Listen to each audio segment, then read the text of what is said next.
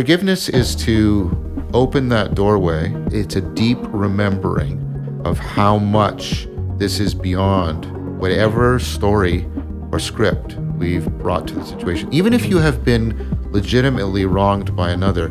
So I am the victim, you are the villain, and that we've assigned these roles and it's still insufficient, because think about when we do history and we think we know the story. We know the story of the Battle of Waterloo, do you?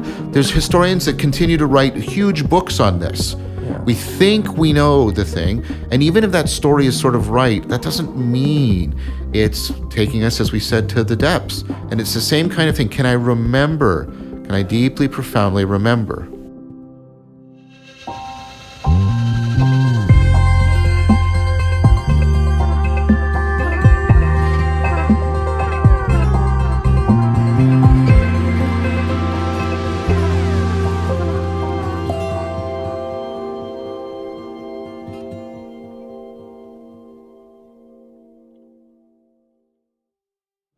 Well, thanks again so much for being willing to sit down and do this with me, present and in person, live. Well, so thank you so much for your enthusiasm, and it's great to get to meet you in person.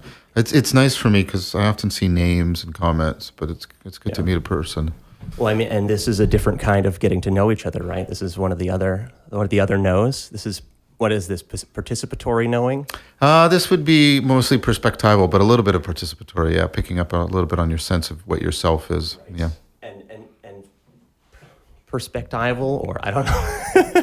Perspectival is your situational awareness, sort of your state of mind, situational awareness, your salience landscaping, so...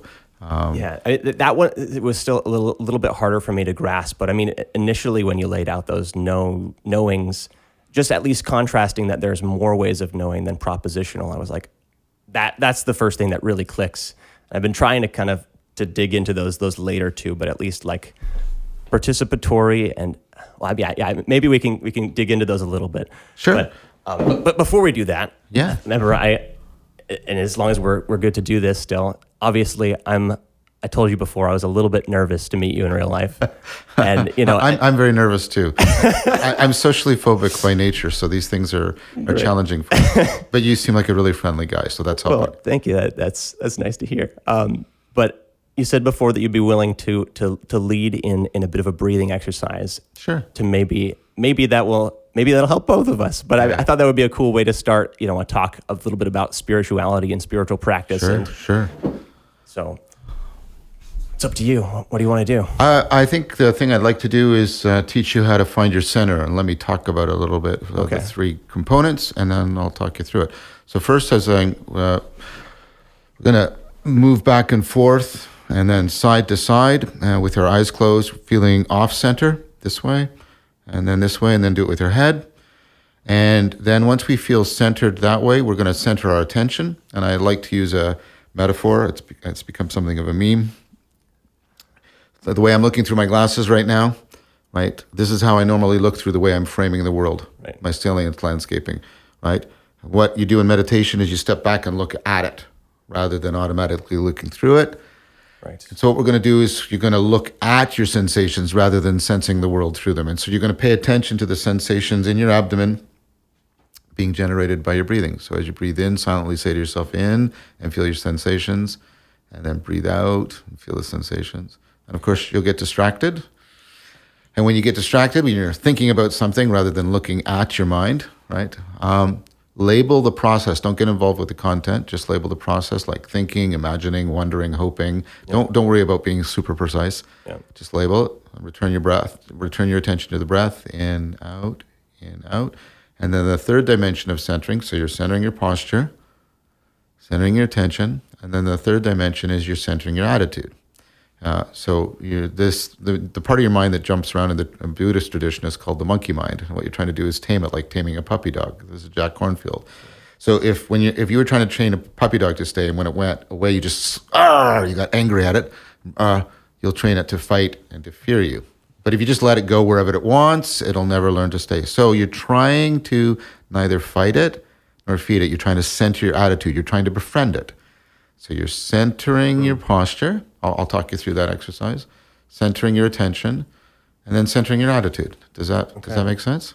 Yeah, I mean, and it does click with a lot of, I mean, obviously this plugs right into the rest of your teaching and the philosophy and the stuff that you cover. So, this is good. Let's try it then. Okay, so you want to sit a little bit forward off the back of your chair so you can just move and close your eyes and then move forward a bit. Make sure you don't hit the mic. And then back. And so you're going to feel off center, back and forth, and they're just paying attention to those sensations. Slowly home in on being centered back to front. And then once you've settled to that, we do the same thing now, side to side, move one side, feel off center, then the other. And then again, a little less each way until you come to being centered side to side. So that's your torso. Now we do it with our head, forward and back, off center.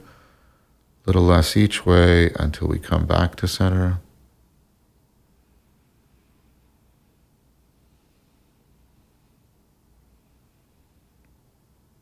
Then side to side.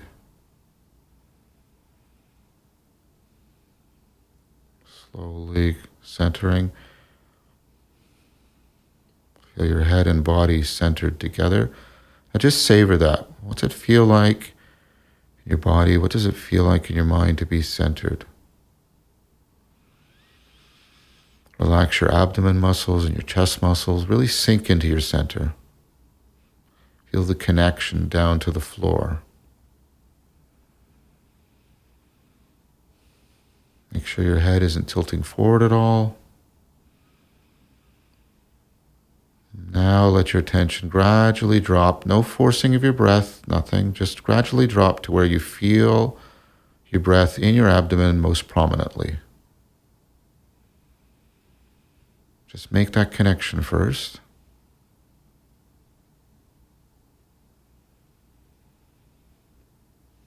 Now leaving your breath running naturally. As you inhale, mentally say in and feel the sensations in your abdomen.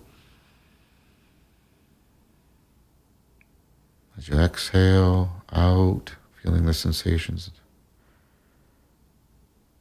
Now gently continue to do this. And if your mind leaps away, just label the process, not the content, an ing word, thinking, imagining,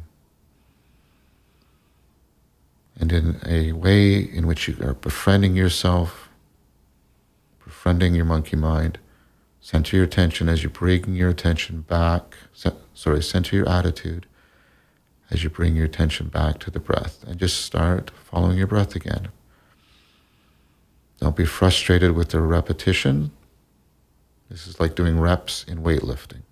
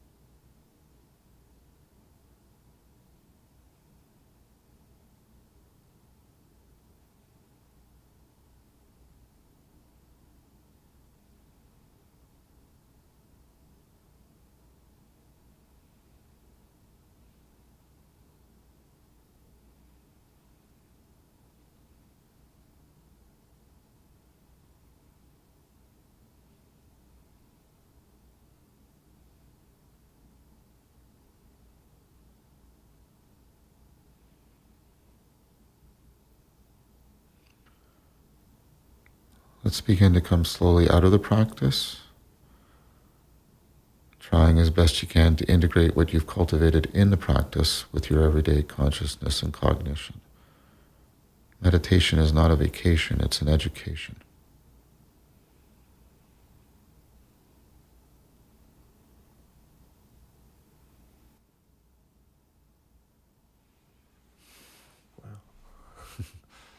I'm glad we did that. That was really hard though.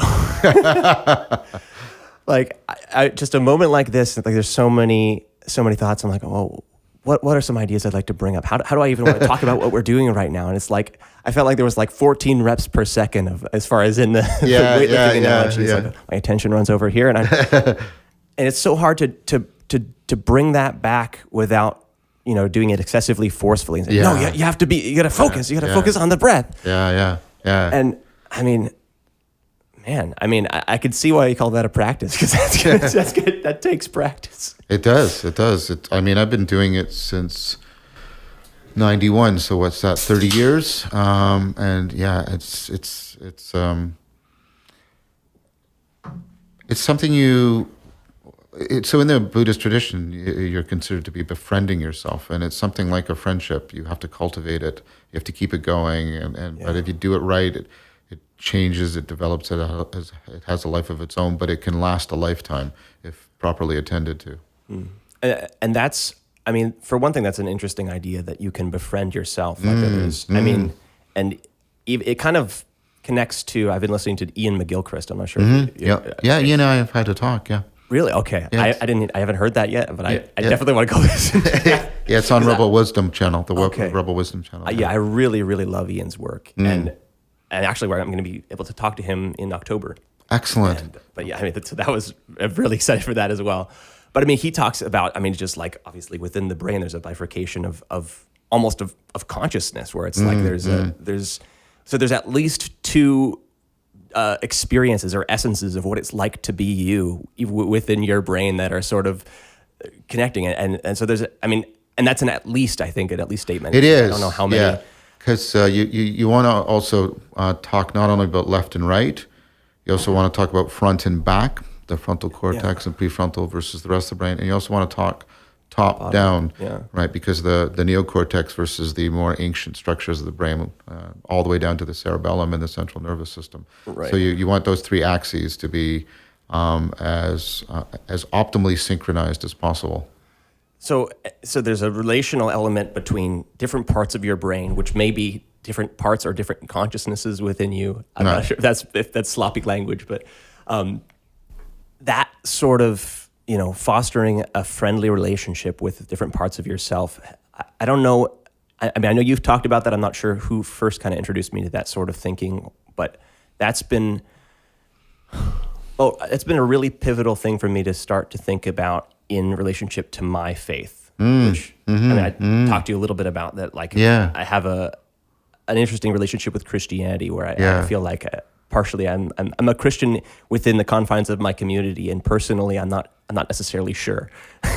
I have not the same, but a similar kind of thing. I was brought up as a fundamentalist Christian, and I no longer identify so. But I have people. I hesitate to say this because I don't want it to be taken the wrong way. But I have people saying that they find me, no, not me, that's too grand, but they find some of the ways I'm talking and presenting ideas to be very Christ-like. And my partner, she's officially an atheist, although she's a very stunningly, spiritually beautiful person. And she once said that she thought I was the only Christian she'd ever met. Which is an odd thing. And so, Christianity for me, and maybe this is for you too, it's very much like, how we talk about having a mother tongue, your first language. Christianity is my mother religion. Right. And same thing with the partner in a lot of my work, my co-author and dear friend, Christopher Mastropietro.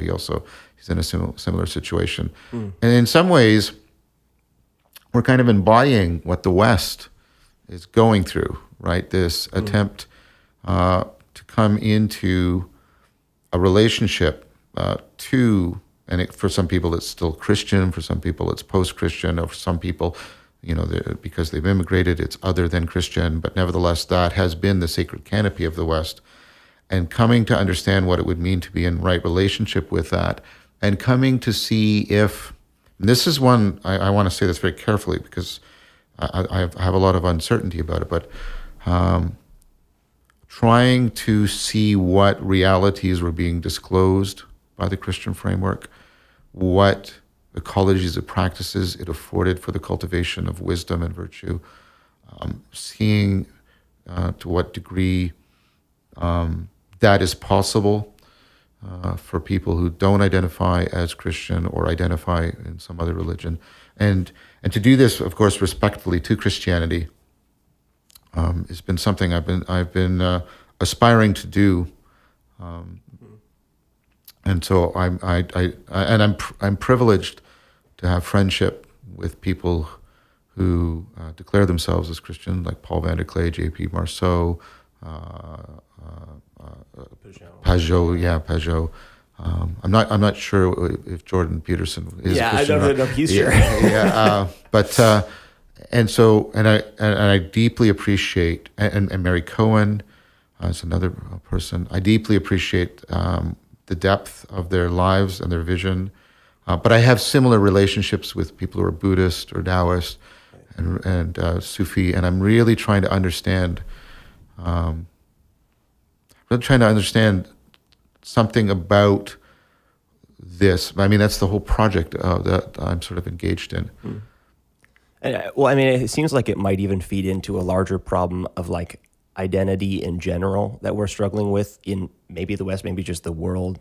And I've I guess been framing a lot of the different places we're going in this moment in time in terms of like what's happened due to the internet and the radical connection that's happened there. And it's like, I wonder if part of the reason people don't want to be, I mean, I might be uncomfortable calling myself a Christian in some contexts. And I mean, obviously you said you don't want to identify as a Christian, is because like identities in general, they seem too general. It's like there's this, all this baggage that gets loaded onto them in this very broad public space. Where it's like, you say you're a Christian, like, so that means you believe in this and this and this, and that you hate gay people and all this stuff, right? It's like, I mean, I didn't say any of that. I just said I was a Christian, and it's like, and then it's like it becomes uncomfortable to say, I don't want to say that. I mean, in some spaces, I don't want to even mention the name Jordan Peterson because some people for sure. are immediately, there's all this baggage that comes along with that name that I'm like, he's a polarizing guy. Right. And it's just becomes this problem of like, okay, in private spaces with people who I know what I mean when I'm saying certain names or giving certain identities, it's like I don't have any problem with that because there's a comfort in knowing that communication is going to be a little bit less weighed down with a lot of presuppositions and prejudgments. Yeah, that's very. I mean, that's very astute. I think the notion of identity is taking the place for a lot of people of their sense of. If you allow me to speak for me poetically, their sense of soul.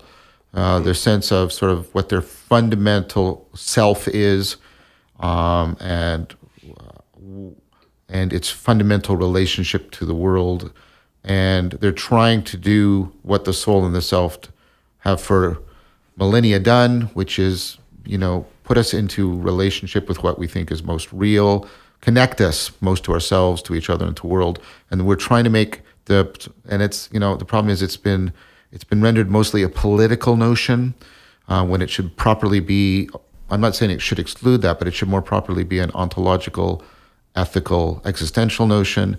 And so that's why I think there's a lot of fervor attached to this notion of identity in its political form, precisely because people are trying to find a non-religious version of the kind of meaning that was given by the sense of the soul or consciousness, depending on which tradition you're talking to, but the thing about you that is most fundamentally real, and how does it get into right relationship with the fundamental reality, right, of the world, And so people are struggling with that. And I also think that there's a lot of difficulty associated with that. Like you said, people are feeling like it's unstable.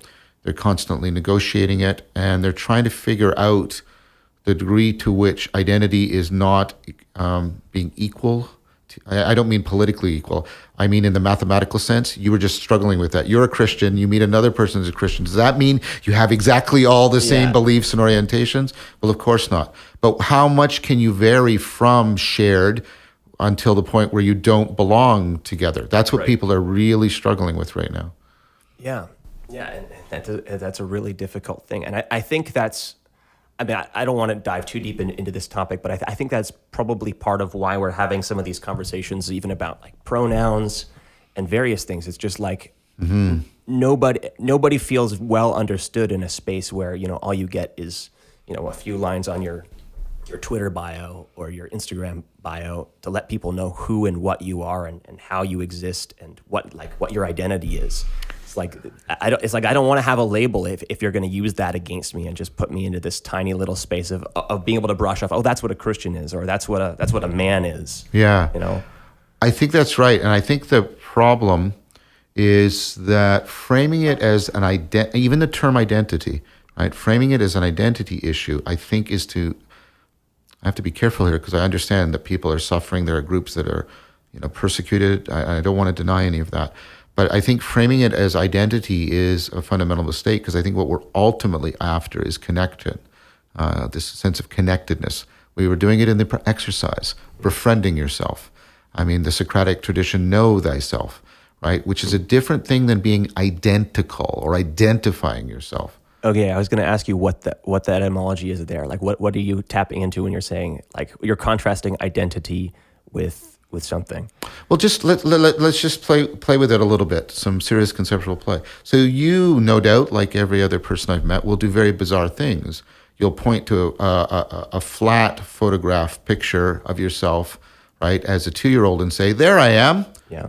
And like, think of the number of properties you don't share. That 2-year-old couldn't speak English, couldn't drive a car, doesn't have all your... So what kind... It's not the identity, it's not categorical identity, it's not logical identity. So the identity we have with ourselves isn't something that is properly understood as a stable set of features. Right. So we know, and this is why we create these mythological metaphors that we're stories. And that it's a narrative identity. Right? It's a narrative identity. And the thing about narrative identity is it's only one species of non-logical identity that you have. So you also are, in some sense, identical to your consciousness, right? So if I were to take your consciousness away, what have I said to you, Garrett? You can have everything you want in the world, all the wealth and fame, and everybody will love you. You just can't be conscious of it. Would you take the deal? Yeah, I don't think I would take Right. But obviously you're not completely identical to your consciousness because you lose consciousness every night. And then you wake up again in the morning. So what's going on there? So you have this weird, non-logical identity even to your own consciousness. It's so familiar to you. But let me show you a little bit more what I mean. So your consciousness, you're intimately identical with it. Tell me what it is. Right. I was like, as soon as you brought this up, I was like, well, you got to tell me what you're talking about when you say consciousness, because I mean, like, I think there's a lot of theories of it. I don't understand most of them, but like, I mean, even just thinking about attention, but you have some problems with identifying attention as consciousness. And lots of people do. It's I think attention. And even this is controversial. I think attention is a necessary but not sufficient condition for consciousness. So notice this: you're not completely identical to your consciousness. You're intimately familiar with it. It's precious to you, but you don't know why, and you don't even know what it does. Yeah. Right. So this is what I mean. We're actually seeking to be connected to ourselves, to understand ourselves, to know thyself, right? And again, this doesn't mean having a set of beliefs. It means to understand and more fully realize these non-logical connections we have with ourselves. But also you have it to... You're emphasizing non-logical. I think I know why you're doing that, but can you explain? Oh, sure. Yeah. So a logical identity means two things share all of their properties. Okay, yeah. See, there's a lot of math language you might throw in that you might have to Yeah. for me. No, that's fine. Thank you. No, please do that. Please do that. I suffer the besetting sin of all academics that I forget that familiar jargon is not familiar to everybody. I apologize. That comes off as arrogant, and I don't. I mean, sometimes it's fun though, just going through the bother of unpacking jargon too, because you get different places in a conversation too. Yeah, and sometimes it's good also to come up with new terms. A new term gives a precision of thought that the existing terms don't have. So what I'm trying to emphasize is thinking of it in terms of identity is oversimplifying and makes it too static. It's much more about sort of the dynamics of connection. And this is what the meaning in life literature shows. What you're seeking for is to be better connected to yourself, to other people, and to the world. And then what's the nature of these connections? Like people, this is not another metaphor. We're not spatially connected. What does that mean to be connected to yourself, to each other, and to the world? And so that's, for me, what I'm examining, that sense of connectedness, that's meaning in life. I also like to use the term religio, because for many people, sorry, that was a mistake on my part, that sense of connectedness is where they get their ultimate sense of value, purpose, meaning in life. And so it often has a sacred element to them. And that now we're circled back. That pursuit of identity is a way of trying to pursue that connectedness and render it sacred in some fashion. So you're saying it's part of the problem is that just the problem is the way that we've been presented. The problem is that we're trying to figure out what our identity is, and that's not the fundamental question. It's like identity is useful for certain things, but like identity, it's over-identifying with your identity. I don't even know how to get around. This language is so embedded with I guess with English or maybe just recent philosophy, but like identification, identical. Yeah, it's like I don't want that. I want to be personally more deeply connected to the narrative, like the teleological, like I don't know, like where I'm going, what I am being. Okay, so look at that. Notice that typically we understand identity is something you have, right? Whereas what did you do? You reframed it as, no, it's not something I have. It's what I'm becoming. It's an ongoing, dynamic, aspiration. And this was one of the great ideas of Socratic know thyself. Socratic know thyself, the self that Socrates is talking about is an aspirational self. So you have to give up sort of the notion we inherited from Romanticism that we have sort of this inborn true self, and our job is to find out what that is. That's being very much undermined by cognitive science, philosophy, and what we're covering is a kind of a point of convergence between the Socratic tradition and the Buddhist tradition. So the Buddhist tradition is befriend yourself so that you can find liberation. The Socratic tradition is you're aspiring to become, to become your true self. You are not yet your true self.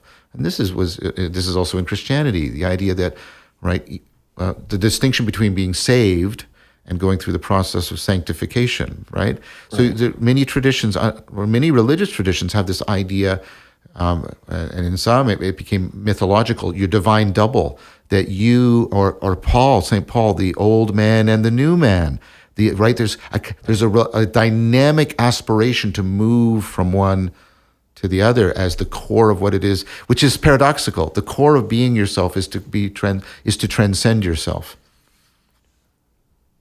But okay, so you're saying, maybe I didn't quite follow there, because I feel like you just said that the idea of having two different identities is, or like having a true self, that's a romantic notion we need to kind of dismiss. Yeah. But then you connected it to St. Paul and these other and the Socratic. So who is St. Paul's true self? It's not I who live, but Christ who lives within me. And what is that Christ within him? I would suggest to you, it is that, as he explains it, that moves him from being captive to the old man to realizing the vision of agape, that is the new man. Now that's a very complex and dynamic notion of who Paul is, right? And you're seeing the same thing in the Socratic tradition. So Socrates has his daemon, right? His something that's speaking to him and constantly saying, don't go there, don't go there. And it's calling him towards, right, a deeper and deeper understanding of who he is and what kind of being he It is. still sounds like there's this sense of like there's a deeper real, like this is the real, the true, the deeper, using all these words like even deeper. It's like, okay, so you're getting down to a center of identity where it's like that's, or again, I'm sorry, I'm still using the word identity. That's fine. But I think that is what I intended to say. Yeah, that there's still something snuck in there that there's like there's a real set of features that I'm trying to get to, and then that's the most true version of me. But do you have them, or are they going to be given to you, or are they going to be disclosed to you? This is the difference between that, right? So I mean, and the radical version of that in Buddhism is to ultimately realize that there is no Atman, right? That instead it's your connectedness to the world that is ultimately what you are, and that isn't a thing. I'm gonna get the camera here. Yeah, so it's not a thing. Sorry, you can keep talking. Sure. And I recently did a series with Greg Enriquez and Christopher Mastropietro called The Elusive Eye on the nature and Yeah, I function did of the watch self. a bit of that. Yeah, and the idea that you're a sort of what I'm pushing on, although I'm not trying to push all the way into the Buddhist frame, is I'm pushing on the idea of yourself as sort of an ultimate inner thing that you're realizing. You may look like a statue, but you're much more like a water fountain, right? There's a self-organizing process that looks like it has stability, but is actually constantly shaping itself and being shaped by its world. And that doesn't mean that there's nothing of value in you or nothing that's real. Let me try one more way. We've sort of abandoned the idea, with good reason in science, of objects as inert blobs, right? So what is this bottle actually? Is it, right? It's not inert. There's all kinds of atoms and quarks, and there's interactions with gravity, and it's causally, like, where is it and what is it? As soon as you start to realize it's much more of a verb than a noun, but that doesn't make it not real. Right. Yeah. And that's what I'm trying to get you to see, how to see yourself. Yeah. Okay. And I think that's good language to use for it too. It's just, it's almost, and I don't know if you go this far, but it seems to be the case that basically thinking of things, like thinking of nouns as nouns is our problem. It can be. I mean, Or at least thinking of as that being their exclusive and only possible mode of being. Well Right? It's said. like Well said. All Yeah. nouns can be verbs as well. yeah, and I've read some significant Christian theologians and Jewish theologians and had discussions where, and they say to me in all seriousness, and I take them seriously, that God is a verb, not a noun, and that if we are in the image of God, we are ultimately verbs, not nouns. Yeah. And so whenever we, frame somebody as this, very small noun thing that's not a process, but just a set of features, we are doing the opposite of what religious traditions would teach us to be doing with each other. We're taking something that could be sort of living the image of God and limiting it down to just being, or, I mean, obviously you need to do this to some extent. We have nouns are a necessary part of language. Yes, very much. So, I mean, we have to sort of be able to dismiss things and people within an identity in order to, whenever we have a goal. And so they have to be, in relationship to that goal, you become this thing. Of course. And you're exactly right. That is, and that's an inescapable part of a process that I call relevance realization. But I guess, I don't know why I'm doing this mostly biblical, but perhaps because we share a common background. One of the things I'm saying is, right, we're called to remember. We'll stay in the Judeo-Christian tradition where the Sabbath is a day where we're not working, so we can engage in what I would call the serious play of remembering right? And when and let's remember that the word mindfulness means to remember too. When we forget and we reduce God or other people or reality to a thing that we grasp, notice the language, I think that's that's when things start to become not just identities or nouns, it's when they start to become like idols for us in the biblical sense, that we are... They're graven images. I mean, the imagery of like being on a piece of stone. It's like the stone, relative to us, stone doesn't really seem to change. It's like, it's brittle, it's got its structure. And that's good. I mean, the way it loses the capacity for the very thing we're hungry for, which is to be in a dynamic relation. I mentioned that I'm in love with an astonishingly beautiful person, but that doesn't mean that I have to continually remember, and it's not always a pleasant task. I have to continually remember that she will always exceed any image or set of beliefs I've formed about her, and at times she will make it known that her autonomy, if you want to call it that, that's also a dangerous word in some ways, but that is something that I have to properly revere. I have to have reverence for it, and that's different from trying to hold on to somebody, which is again a way of idolizing them. It's interesting that we are more capable of remembering these important distinctions to some degree within our romantic relationships, because they tend for many people to be where people are still acting the most religiously in their life. Well, I mean, and I think probably the most offensive part of doing that, nouning things, if we want to make up some new jargon here. Yeah. Is that, I mean, just we were talking about a moment ago, where it's like if things are necessarily nouns within relationship to a particular goal. And so, I mean, in my relationship to you, to some extent, there's a goal of recording a nice conversation and being able to share it with some other people. But if that's, if I let that identity totally consume who you are, then I've ruined, potentially the experience that could happen here. That's well said. And that's maybe, and again, I don't know why I want to. It just feels like that's what the internet affords. It allows us to share propositional information about everyone and everything, or just about everything you could think of, and it's all within this. It's not. I mean, there's a sense of which you could go and look at a Wikipedia page and see the edit history and see the little bit of process of change. But in general, it's a graven image. It's a massive graven image of the world. Yeah, that's very well said.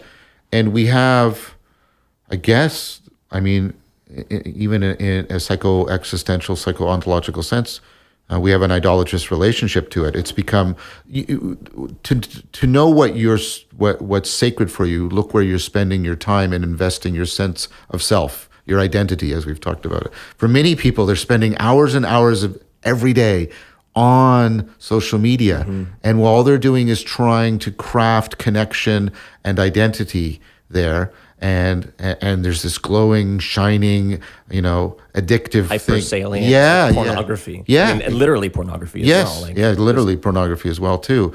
And so, that's religion for many people. But your point is the fact that it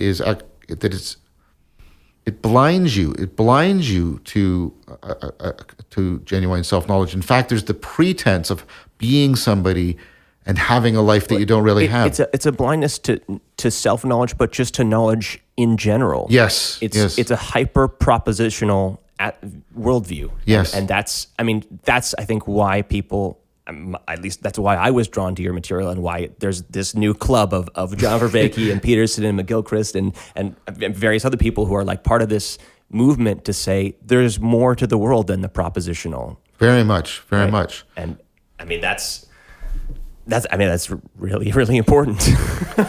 I think it fundamentally is, because I think what the cognitive science is showing is that, and this goes back to the Platonic tradition, is that the non-propositional is where most of this connectedness meaning in life and the way it's often sacred and ultimate for us, it's mostly found in the non-propositional ways of knowing. Right.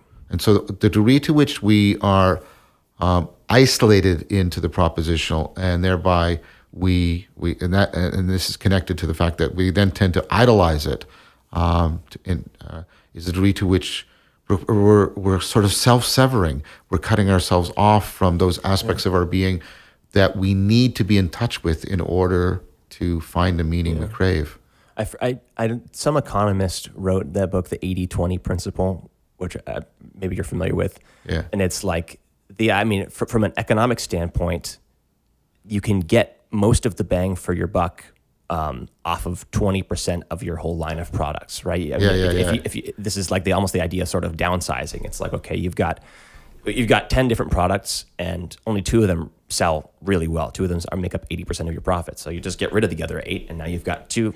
I mean, you're accomplishing what you think your goal is. Right. But you've done this thing where you've gotten rid of all the potential for your company to become something else. Exactly. Great analogy. That's very well said. And then it's just, now you're just down to, you figured out how to prioritize profitability, but that's the downfall of of thinking that you understand what life is about, and that it's about, just getting money, accumulating wealth. Well, also the analogy shows that even from the economic standpoint, you've cut yourself off from being capable of dynamically adjusting to a dynamical. So the market is presumably going to change at some point. Exactly. Right. And then this person is going to be bereft. Right. So I think that's an excellent analogy. You have an identity as a business that's efficient but fragile. Exactly. It's lost robustness or resiliency. Yeah. Maybe at some point we'll get at this. I think, learning to dynamically trade between pursuing efficiency and resiliency is the heart of what we're trying to do as cognitive agents and ultimately as persons. So there's actually, there was a few kind of key points I wanted to try to touch on, and we've spent a little bit chatting already, and I really enjoyed talking about what we've talked about, but there was a few avenues I actually wanted to try to go down together. Please. Obviously in our last talk I mentioned, maybe I didn't even say in the talk, but afterwards we had talked about trying to talk a little bit, expand our conversation to being a bit about Buddhism and Neo-Platonism and Christianity. And so I wanted to just... We were already starting to do that. Yeah. And so I wanted to, one of the things, the first conversations I was able to have for this project was just to talk about the nature of conversation, which was a very fun kind of meta conversation. Yep. And one of the things, this was not like, digging into, studies or material on this. We were just threw the idea out there, the 4 of us, some of my closest friends, and we just tried to talk through it, like what makes a conversation interesting or what makes it meaningful, and how do you engage in a conversation well.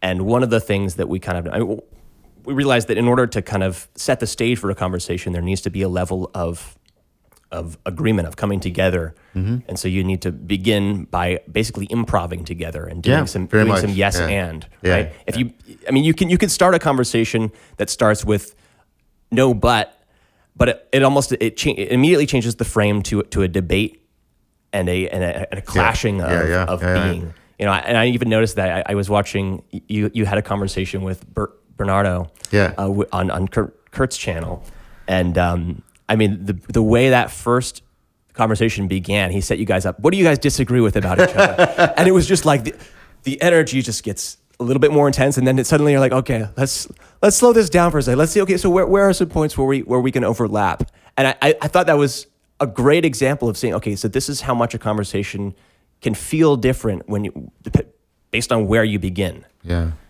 And yes, so I wanted to get to why there's a split between, why people who are Neoplatonists aren't Christians or aren't Buddhists, and why Buddhists aren't Christians, and why these, beliefs don't agree.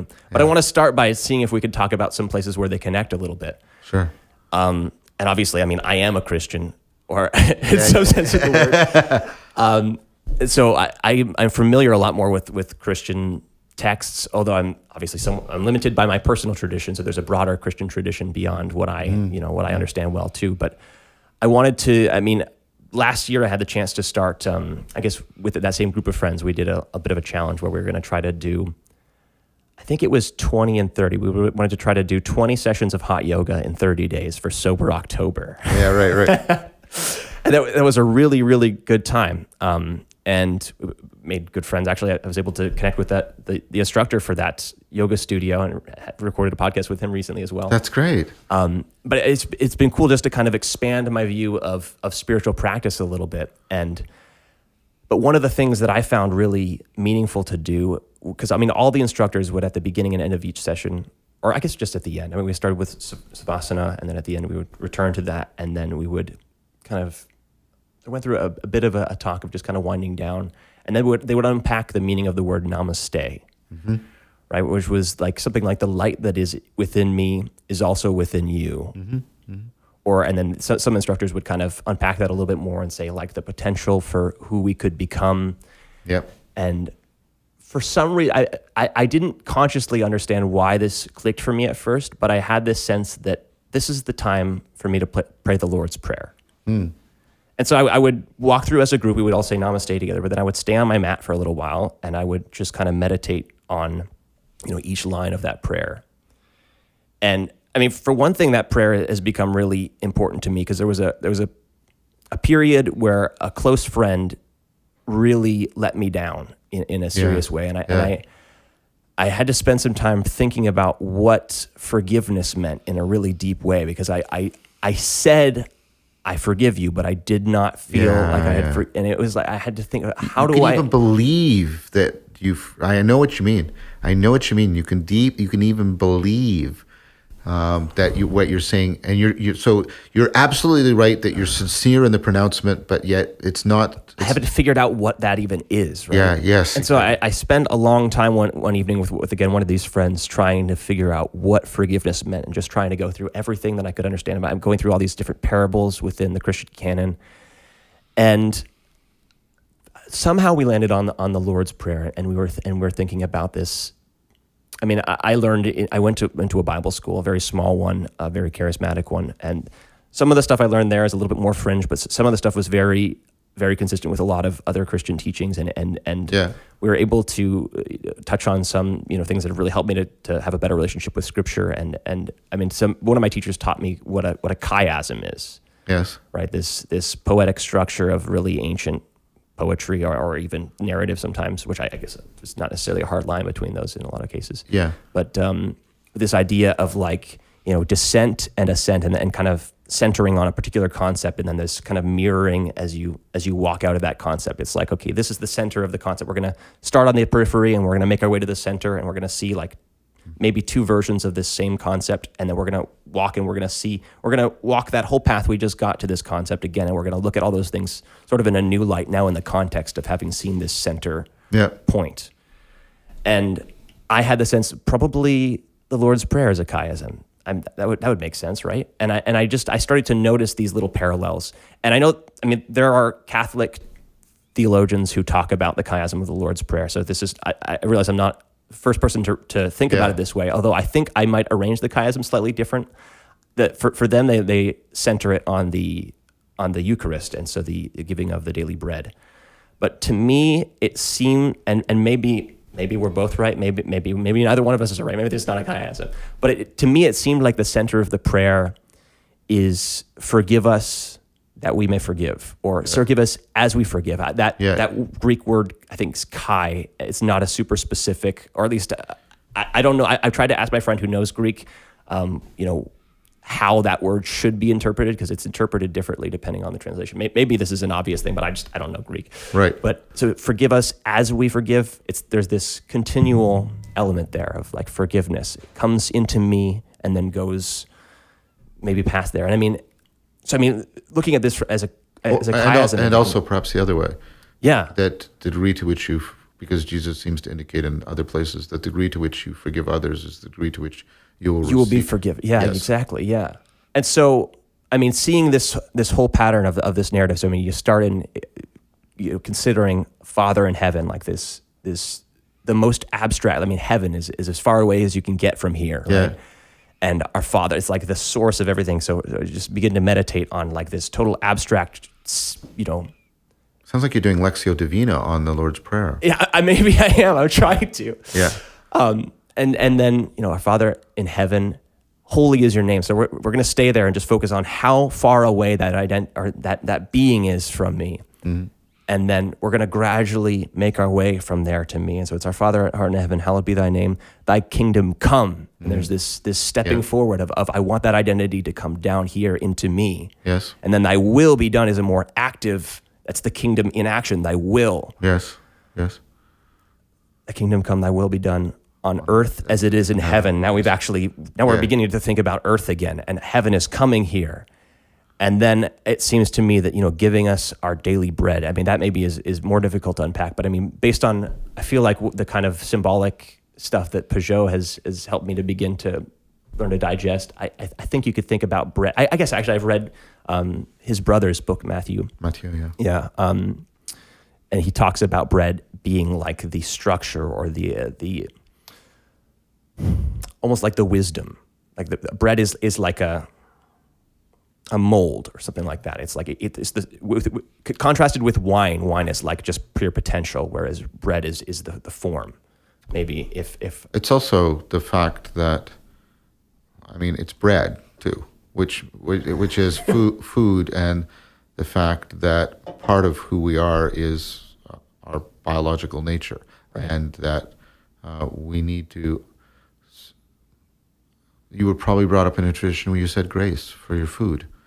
Yeah. It's the same kind of attitude, which is to remember to show reverence for the fact that aspect of you is being addressed. And I mean, so Jesus is talking to people where food is precarious, and so he's trying to remind them that, because we forget when, like, the things that make us most selfish, I would argue, are pain and hunger, and we can forget to enter in the right relationship with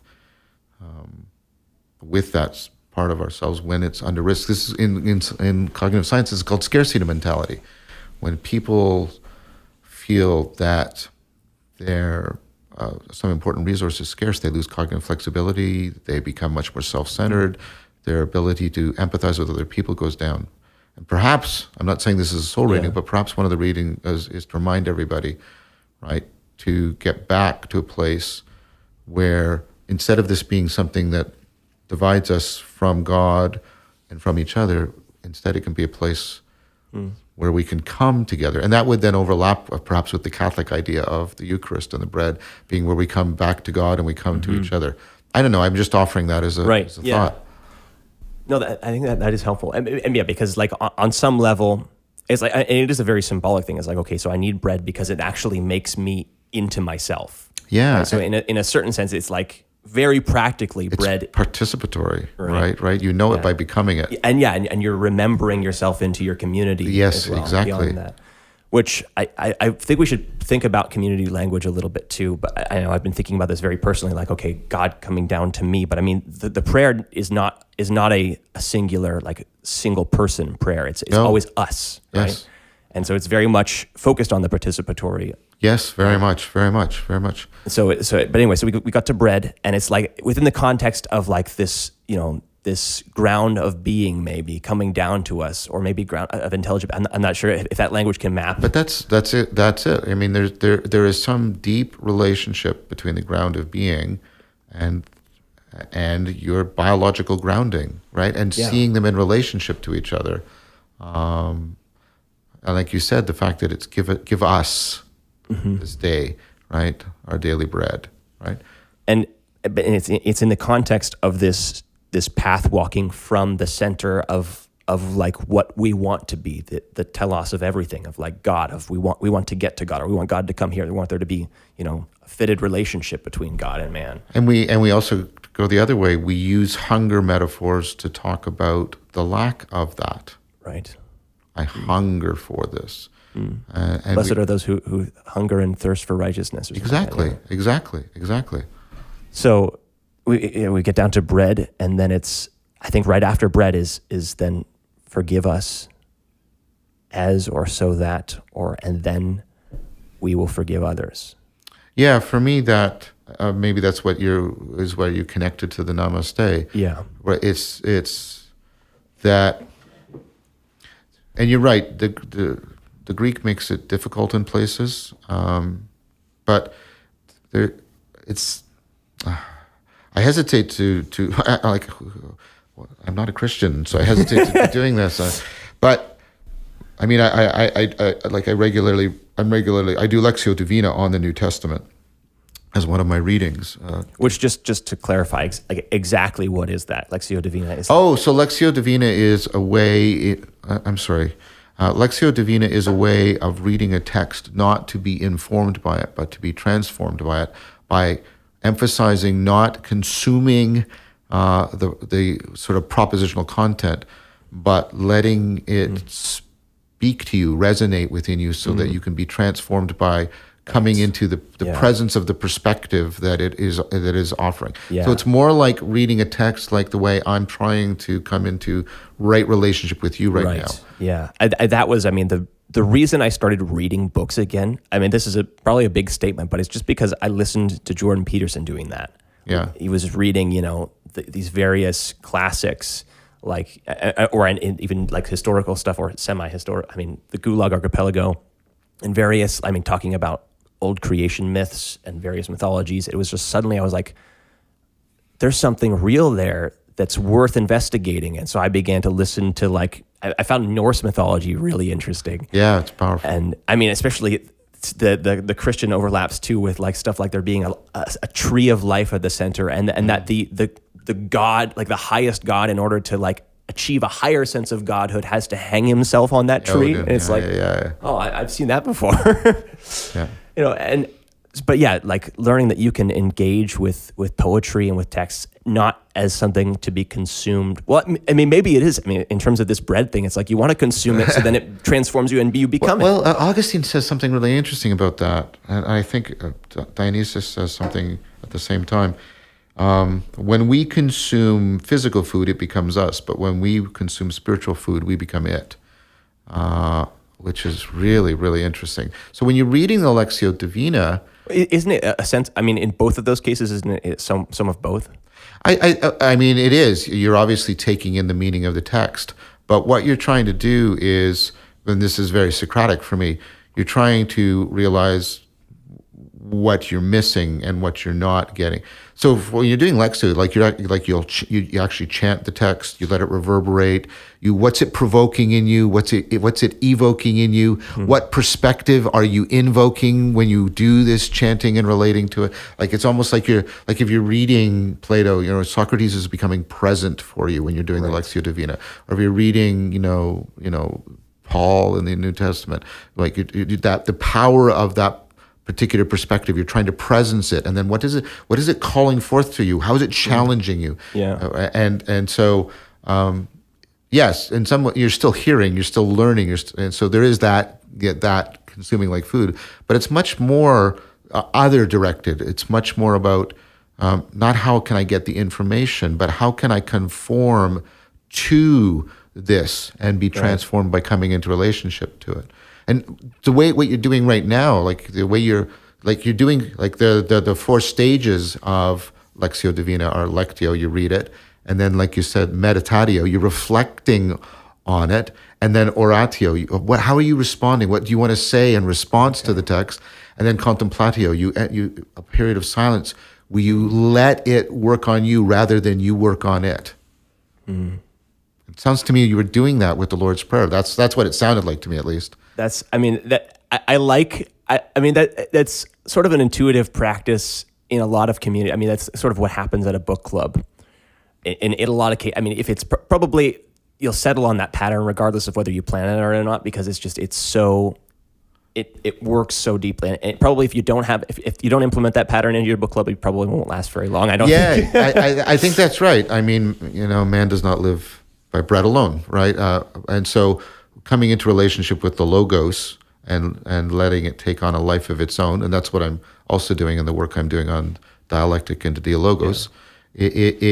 That's something that you see many many wisdom traditions have a way of doing this. Right? And so, like the what you're doing, like with the Lord's Prayer, think about how familiar that is. I mean, I grew up hearing it every day, right? And yet, I'm trying to bring it back to that analogy of, your own consciousness or your beloved, very familiar to you, but you can get trapped in that. You can get really readily trapped in that and lose the openness to the depth. And that, to me, seems to be, it's sort of meta, because that seems to be part of what the prayer is about, in the sense of right, good point, exactly. There's a constant remembering, constant opening. Right, yeah. And there's the forgiveness of sins. Yes. Or there's a forgiveness of constricting yourself to a pattern of life that is not fitted to where, the next step of where you're going, or even maybe was never fitted to I think probably most patterns of what you might call sin, and maybe we can get into a conversation about sin later, but would have to do with being hyper-fitted to a particular mode of being. Or fixated on it is maybe better. Yeah, and so I often play with the word forgiveness, and like you, I struggle to understand what it means, and not just conceptually, but to such that I can realize it in my real relationships. I sometimes play with it in this notion of forgiving, like giving before. Right. Yeah, that's exactly the language I landed on with this conversation with my friend about forgiveness. Yeah. Sorry to interrupt. No. We're not, you didn't interrupt me. So forgiveness is to open that doorway that I just mentioned, that portal, right? So that a new way of being for both people, let's say there's two people involved in the situation, is made possible. And affordance now is there. Right. Now, that doesn't mean the other person's going to respond, and it doesn't mean that you're going to, be in charge of it or anything like that. But what it means, at least to the degree to which I understand it, what it means is exactly that, is it's a deep remembering, a deep, profound remembering of how much this is beyond whatever story or script we've brought to the situation. Even if you have been legitimately wronged by another, claiming that you have like the role. So I am the victim, you are the villain, and that we've assigned these roles and that's all there is to it. This is a particular bias, the narrative bias. That's what you have to let go of, and you have to say there's so much more going on here. Even if that were a valid framing of a particular set of events. It's still insufficient, because think about when we do history and we think we know the story. We know the story of the Battle of Waterloo. Do you? There's historians that continue to write huge books on this. Yeah. We think we know the thing. And even if that story is sort of right, that doesn't mean it's taking us, as we said, to the depths. And it's the same kind of thing. Can I remember? Can I deeply, profoundly remember? And so it's like that practice you were guiding me through earlier. It's like, all these little moments, my attention ran off, like, oh, I hope the camera doesn't stop working, or I got to make sure, did I actually press record? My attention ran off, and it's like, those are not invalid thoughts. Those are important things for this moment. Yeah. But I had to take that attention and kind of... Great. Excellent. Yes. Remember it back to the center of my being. Exactly. And so what you're trying to do is always calibrate what you find salient to what is most deeply going on in the situation. And that's sort of the core of wisdom. Yeah. And that's very easily said, and it's very difficult to do. And it takes a lifetime of practice to get like any sense of what that really means. I want to get back to forgiving, but while we're right here, I thought this would be a great time to pull this out, because I told you that I got here and I had forgotten to bring the power cable for my little audio unit there. And I was like, oh, this is horrible. But okay, at least I have an extra hour here to go and figure things out. I was able to run down to an electronics store. And on my drive there, I don't know why I framed the scenario this way, but suddenly I was just thinking, like, this is this is like a hero's journey. Like I've just had a moment. Now there's a golden. There's a what's the goblet? The Holy Grail? There's a holy grail of what I need, right? And I need this cable, and I hope I can find this cable because I need this cable. And I had this moment of like sort of deconstructing that moment after that. And I was like, okay, but there's no true holy grail. Yes. There's no final, the best I'm gonna find, and what I actually need right now is to find a cable that appropriately is fitted to that unit. Yeah. So I found actually two cables, and this is the other one I got, and it's Coiley, right? It didn't have to be that way. I have the other one over there isn't Coiley, so there's not. I didn't need a particular chord. Yes. Right. Yeah. There's even a spectrum within what could appropriately fit this moment and play the part that I needed to be that holy grail and for me to get this thing that I needed. Oh, there's a bit of a play on words here. You didn't need a particular chord. You just needed to be in accord with the situation. Right. So I even could get one that is uselessly, I don't know, for some reason, coily like this. But I was able to find that, and now I know. But I needed to get past that, and like once I'd found the chord, now my journey in life is not still just about finding that chord. I found the thing that was fitted, and this isn't the last thing I'm going to need to go on a journey to get either. Yeah. Right. And it's just okay. So now I've got to bring my attention back to that center. And I was trying even to think about why. I mean, maybe we can just quickly come back here for a second, because why do you have to do that physically? I mean, in the exercise that we just did, you do this forward, backwards, left, right. Oh, because again, this is what I was talking about the emphasis of the bread and the embodiment. And this is one of my criticisms of historical Christianity. And I'm not saying all Christians are like this, because we've already talked about this. But there has been a tendency to disparage the body. And you see this also in the Neo-Platonic tradition. I mean, it got extreme in Gnosticism, and the apostolic Christians pushed back on that and said, no, the material world is good in some way. But nevertheless, and then that sort of the body is not sort of central, and this becomes like prominent in the Cartesian frame of the scientific revolution. The body is just sort of this clay that the immaterial mind is self-enclosed, and it's right, and all it does is move the clay of the body around. Or this modern framework of like the brain being like a robotic piece of hardware, and then there's consciousness running on it. Exactly. And so what's happened in what's called 4E cognitive science, one of the E's is embodiment. And I wrote these down earlier. I was listening to you on the way here. I was listening to you talk about 4E, but okay. Well, I'll briefly list them. There's the idea of embodiment, enacted, extended, embedded. I would also probably add ecstatic, that it's constantly in development. Okay. Ecstasis originally means to stand beyond yourself. Okay. But the point about the embodiment is there is your ability. Notice how I'm even going to be invoking the very thing I'm talking about. Your ability to move around in thought space is exacted from your ability to move around in physical space. So when you move Barbara Tversky has a book called something like Mind in Motion. Okay. But the areas of the brain that we use in order to move, look what I'm doing with my hands. Yeah. Right? Gesture. All of that machinery, I'll just use that as a word. Some people don't like it when I talk Sure. that way, but right. But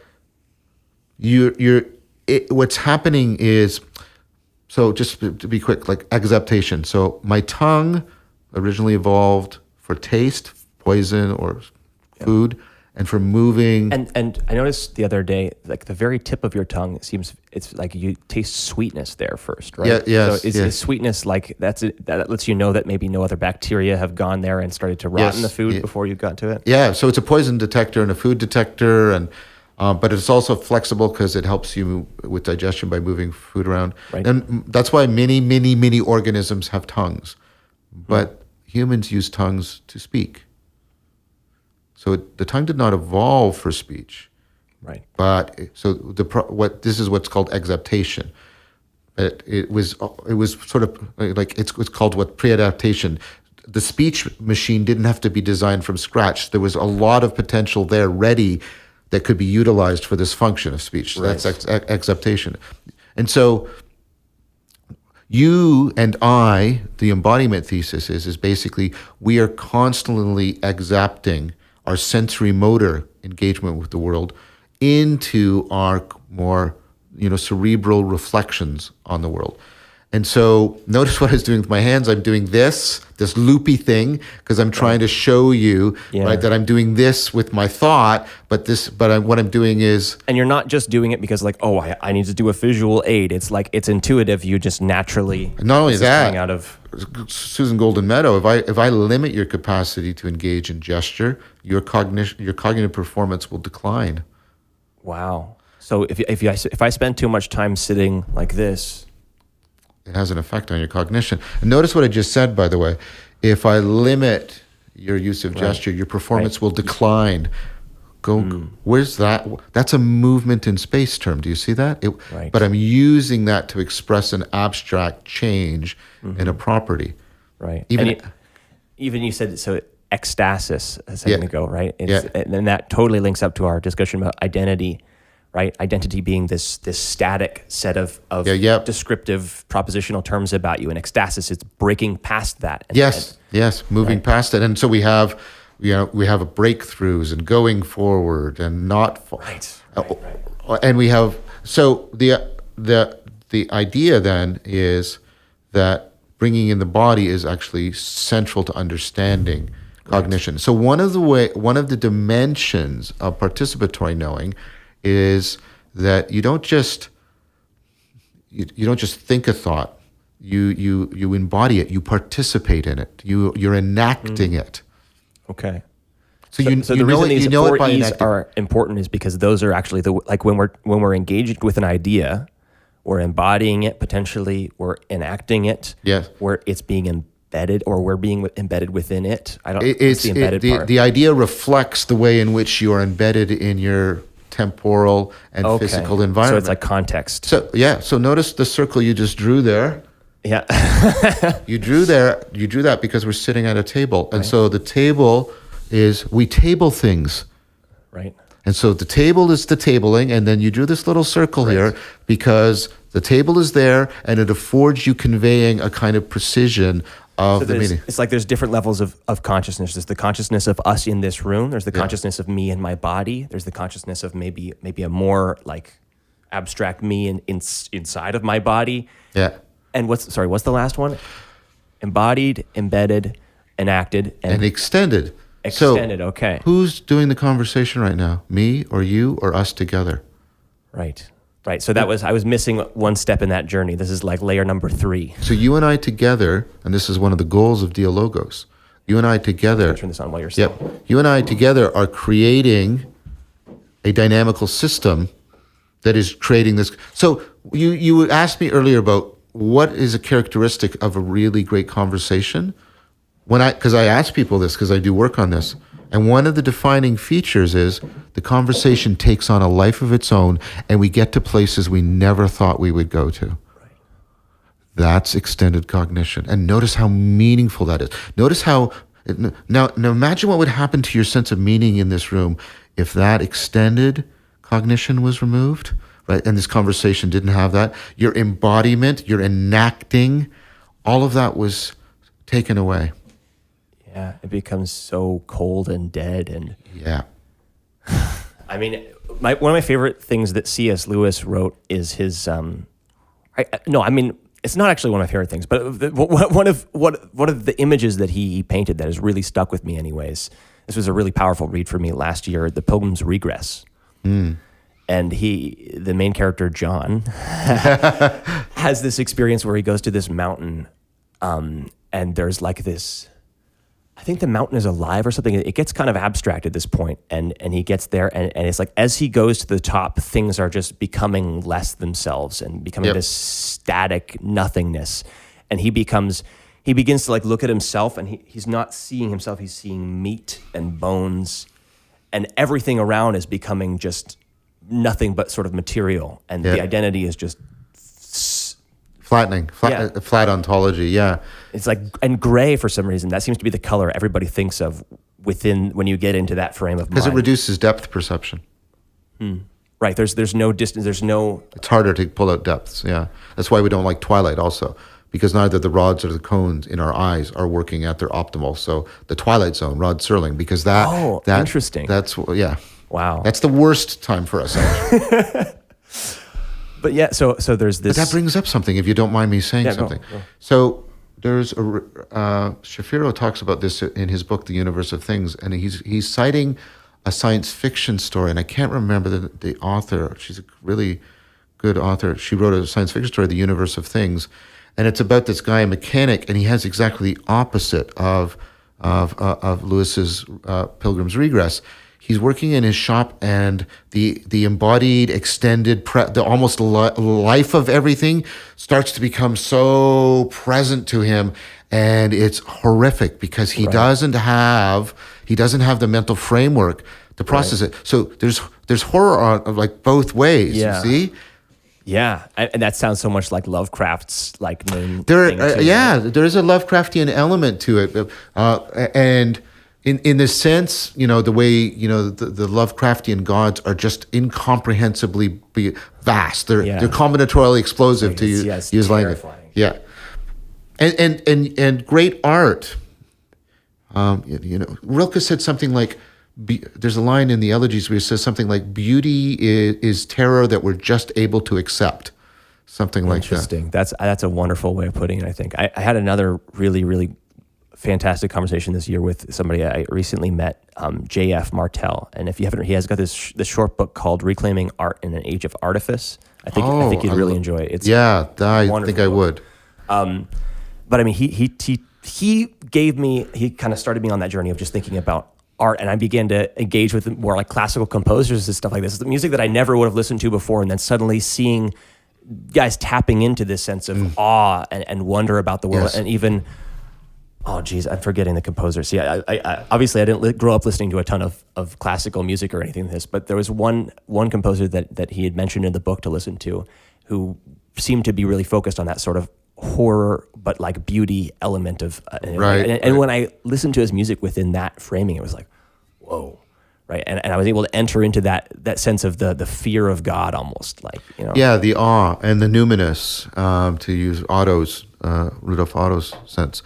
And again, awe brings us again. Notice how we keep circling. Plato talks about the circumambulation. That's where Jung got it from, by the way.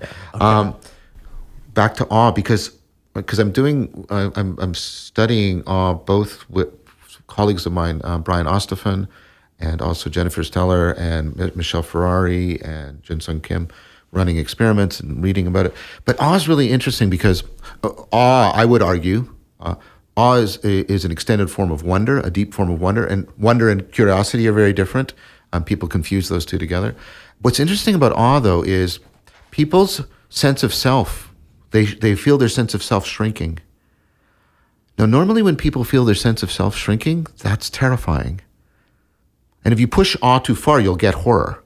Right. But what people like with awe is that diminishment, because what it does is it reorients them to reverence and a sense of connectedness to something that has a reality and existence beyond them. Right. Well, so, and maybe this even connects to what you mentioned a second ago about twilight. How does that connect to this Namaste, like Eastern notion of the light that is within me exists in you? But you also find that in the West. Okay. So you find it clearly in certain versions of Gnosticism. Gnosticism isn't like Gnosticism wasn't like its own. Well, there were some, the Sethians, right? But Gnosticism is more a style of religious behavior and spiritual behavior rather than like a particular church or. And the central identification of that style is like that it tends to be about Gnosis. Yeah, which can you? I listened to you talk about this in your lecture series, but I still can't lay out what Gnosis means. But that's why I brought it up. Gnosis is the light within you recognizing the light within something else. So is that deep calling out to deep? Yeah, like in the Psalms, very much. And so the Gnostic myth, and you know, my attitude, recovering Gnosis is very important for me and other people. I'm not particularly wedded, and that's sort of a Gnostic joke. I'm not particularly wedded to the Gnostic mythology because I think it has, you know, I think it's sort of one of the grander conspiracy theories of all time. And there's a danger for human beings, as we see right now, there's a danger for human beings to slide from spirituality into conspiracy theory. Jules Evans, another philosopher that I've gotten to talk to, he didn't coin the term, but he brought it back into prominence, conspirituality, so you have to be careful. So conspire. Well, yeah, exactly. It's the integration of spirituality and conspiracy theories. And Gnosticism, Gnosticism as a historical phenomena definitely has that strand in it. Right. But what the Gnostics thought was that the God beyond all gods. So the idea is the gods, including the God of the Old Testament, which is why there was tension with Christianity, right? They are actually running a prison, like in the Matrix. Right. But there's the God beyond, right, with the God of light and love that has been disclosed in the New Testament. Now, something happened, and there's different mythologies about that, and some of that, the light from that God has become trapped within us. And what we are trying to do is return, and that light is calling to that to which it has ultimate affinity and allegiance. The light calling to the light, and so you are called to try and realize your light and to help let that direct you towards the source of all light. I'm speaking very mythologically here. No, but it's landing for me. It feels like it's well, I mean, it feels very in line with the kind of stuff that you and the rest of this community we've kind of talked about are getting into, which is like an escape from the constrictions of an identity. So this is exactly right. And this is why it's so close to the escaping from the prison house, the conspiracy theory, right? Right. And Hans Jonas pointed that out in his book on the Gnostics about that he found it very odd that there were deep similarities between the great existentialist philosophers of like the 40s and the 50s and the Gnostics, precisely because, right, of this, the no escape of existentialism. The fact that we feel, right, we can feel very much trapped within, as you said, the identities and the worldviews. Right. And so Gnosis is to participate in a transformative relationship to something. It's to know something not by how you have grasped it or what you can get from it, but how the thing calls you to transformation, the light calling the light. So to the degree to which, like you, right here, this is Levinas, you are putting an existential ethical call on me to face you, not as a frozen identity, but to try and open up to the depth and mystery that you are. And the only way I can do that is from my own depth and mystery. I have to participate in mystery to recognize mystery. I have to participate in light to recognize light. That's Gnosis. And the degree to which that participatory knowing leads me out of being entrapped, that's Gnosis. And so Namaste probably has an element of the light within me is recognizing the light within you, but helping to call out the light in you, and the light within you is helping to call out the light within. Right, you're becoming more in touch with it by interacting. And also the other, by becoming more in touch with it, right, reciprocal opening, very much. Right. Yes. Okay, so it's love. And of course it is. Right. So, right? And so you clearly see that in Namaste, that it has that aspect of love. And the Gnostics, right, they place a great emphasis on Gnosis, but the reason why they saw the New Testament as disclosing the true God, the God beyond all gods, right, is because it's the part of the Bible in which love, especially agapic love, is given prominence. Right. Well, I mean, and the way that you outlined what agape is, or a good way of thinking about it anyways, in your series, I mean, that plugged right into my whole consideration, my meditation on forgiveness. right? Where it's like it's exactly. You can't separate agape because you're forgiving to the child before they're a person, right? And and they are immediately indebted to you, but you have to take the attitude of no. But I am going to put myself in service to them. Right, and so you're being sort of awestruck by another person, or entering into awe. Hopefully. And so I mean, or seeing the awe. Yeah, but that's exactly right. Most people experience awe around the birth of their child, and because first of all, you shrink the self because you can't be egocentric when you have a child. Yeah. If you want to be a good parent, the child is the center.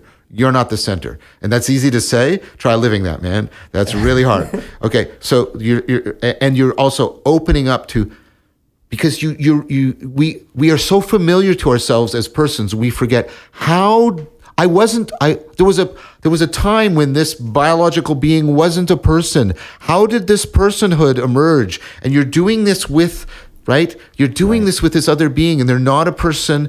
They are in a moral sense, but I mean in their capacities as a person. And so your sense of self is shrinking, and you're opening up to the fact that you're participating in one of the great sort of mysteries, which is how do persons come to be, and that they come to be within this process of agape. Right. So, okay. For some reason, I'm even just you brought up conspiracy theories and stuff like this, brought up and conspiracy theories I think are very apropos to the moment we're in as well, where it's they're growing in prevalence, yeah. And it's especially, I think it's inevitable because there are a lot of conspiracies, not necessarily of Bill Gates or evil masterminds, evil villains, but almost these just patterns of behavior that stack up into like a certain identity. And there's, to use St. Paul's phrase, there's powers and principalities. Right, exactly. You've got me here talking so Christian. But the powers and principalities idea, and this lines up with, and I'm starting to explore this with Jordan Hall, but Tim Morton wrote a really good book that I read with my dear friend and collaborator, Dan Chiappi, called Hyperobjects. And so hyperobjects, so let me give you an example. The one that Morton focuses on in the book, global warming. So you can't sort of like, well, there it is. You can't point to it as an object. Like it's not, right? It's multiply realizable, but it's not off in distant abstract land because global warming is affecting us right in this room. It's right. The fact that it's so hot right now, and the weather is much more volatile in Toronto than it has historically been. All of that, and that affected my getting here to see you. So I can't make it be abstract. But I also can't grasp it. It takes hundreds of scientists and all of these computers to track it. So there's these hyper objects. But the point about that, and Morton's point is, global warming isn't the only hyper object. Evolution's a hyper object.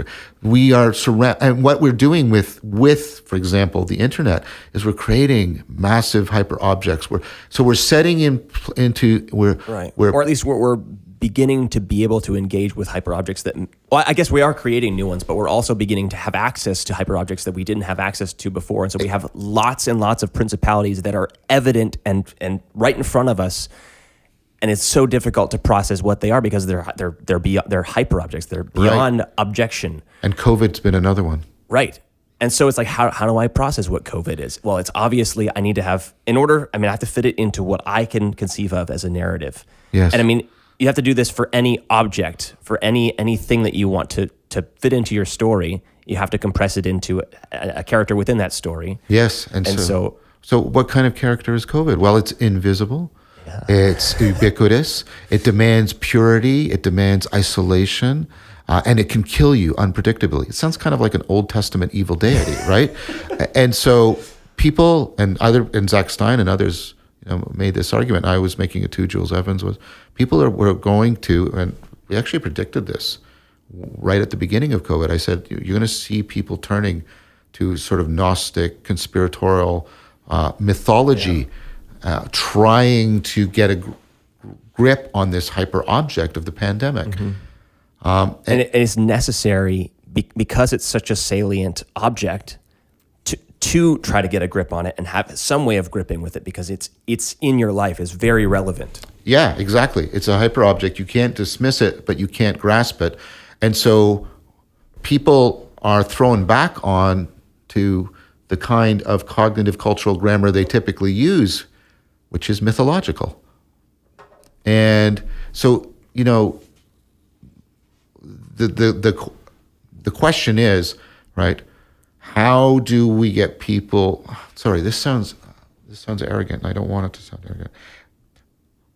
It would be good if we could understand how we could guide people to the mythologies that lead to reciprocal opening rather than to reciprocal narrowing and the idea that there's a conspiracy, right, in the more proper sense.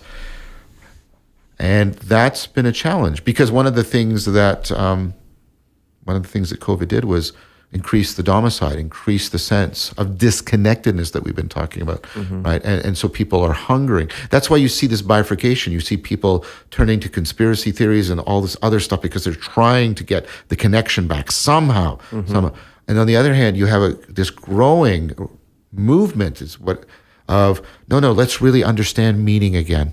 Let's turn back and reflect and discuss. That's why you and I are talking, right? And so it's a kairos, right? That at a point where things are complex and unstable, and actions can take it one way or the other. There's a chance that in complex system theory, bifurcation, this system can go this way or this way, and we're radically at that point right now, a kind of tipping point. And so, I mean, what are the two directions, if you can limit it down to two, what are the two directions we're possibly going to go? I mean, you said is Gnostic mythologization that's one direction. Yeah, falling into that. So, there's historical, I would argue that the Nazis are a response to an intensification of the meaning crisis and the collapse within the Weimar Republic, conspiratorial thinking, very Gnostic thinking, right? They even used terms originally coming from Gnosticism like master race, and they're affected by Blavatsky, who's also like, I don't want to do the whole occult history of the Nazis, but if you think of the Nazis only as a political movement, you're not understanding them, right? And so, and I'm not saying that everybody who's conspiratorial is a Nazi. I'm not saying that. I'm just saying that we've seen in the past that when the meaning structures collapse and people feel, right, there's a scarcity, right, that you do in the Weimar Republic, one thing that they turn to is this kind of conspirituality. So that's one direction. And I think I think it's fair to say, not that it would be an exclusive explanation, but it's part of what's going on in the United States. Like there's a battle of conspiracy theories, left and right, and all of that's going on. So when you're put into a situation where your world obviously doesn't make sense, like your world is in like the landscape of data being of what is available to you, it's just way too big of a circle to square. Then Gnosticism is like inevitably it's one of the most useful tools from that position, maybe, or like why do we get to Gnosticism from there? Well, because I mean, like the sense,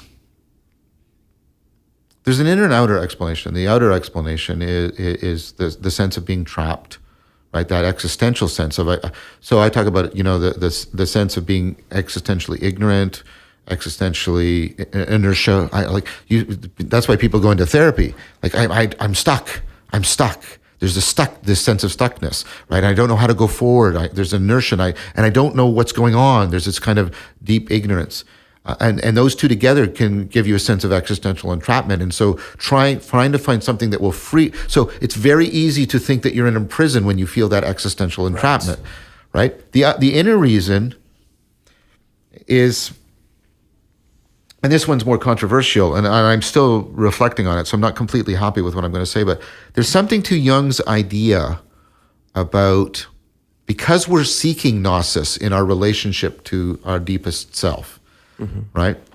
That Gnosticism is kind of like the default spirituality of human beings. That if you... Because it's it's just based around this simple story of that I'm trapped in a certain scenario, but that's not all there is, and I need to escape. And this scenario is sort of, or this narrative that's not the correct or not the real, or this God that's ruling my life is not the true God. Yeah, but there's more to it. But that's right. But think about the relationship. So let's say there's some deep truth to the psychodynamic approaches of Freud and Jung. 95% of Freud, what Freud said was false, but it doesn't matter. He gets to be in the Hall of the Immortals because the things that he said were so important. And here's the idea: your conscious mind is not all of your mind. So think about how Gnostic this feels. Your conscious mind, but there's this unconscious unknown around it that's affecting your behavior and limiting you and making you do crazy things. Do you see?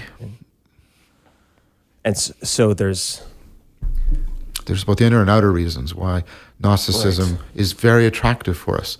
Now, I would say the proper response is not to give in to the Gnostic mythology, but to cultivate a profound 4E understanding of Gnosis. But so 4 E's, I mean, you even possibly introduced a fifth E. The ecstasis, right? Yeah. So doing that it's a new,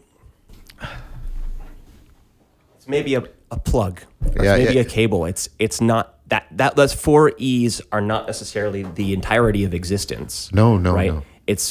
This is at least a better model, a more engaged, a more embodied. I would never claim it was to say it's finished or complete or perfect. Right. Would be a performative contradiction on my part. It would go against everything I'm arguing. Now that brings up something really important, though, that this is one of the areas where I'm a more explicitly critical of the Christian tradition and also the Neo-Platonic tradition, even though I think of myself as a Neo-Platonist.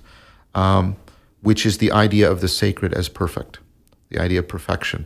And there's ideas of perfection, and then they have epistemological equivalences, the idea of certainty, because certainty is perfect knowledge that can never be lost, it's final, it's complete.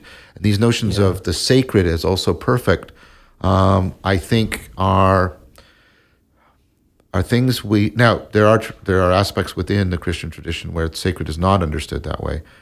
But this notion of perfection, and it's in the heart of Descartes too. He uses the notion of perfection in his proof of the existence of God.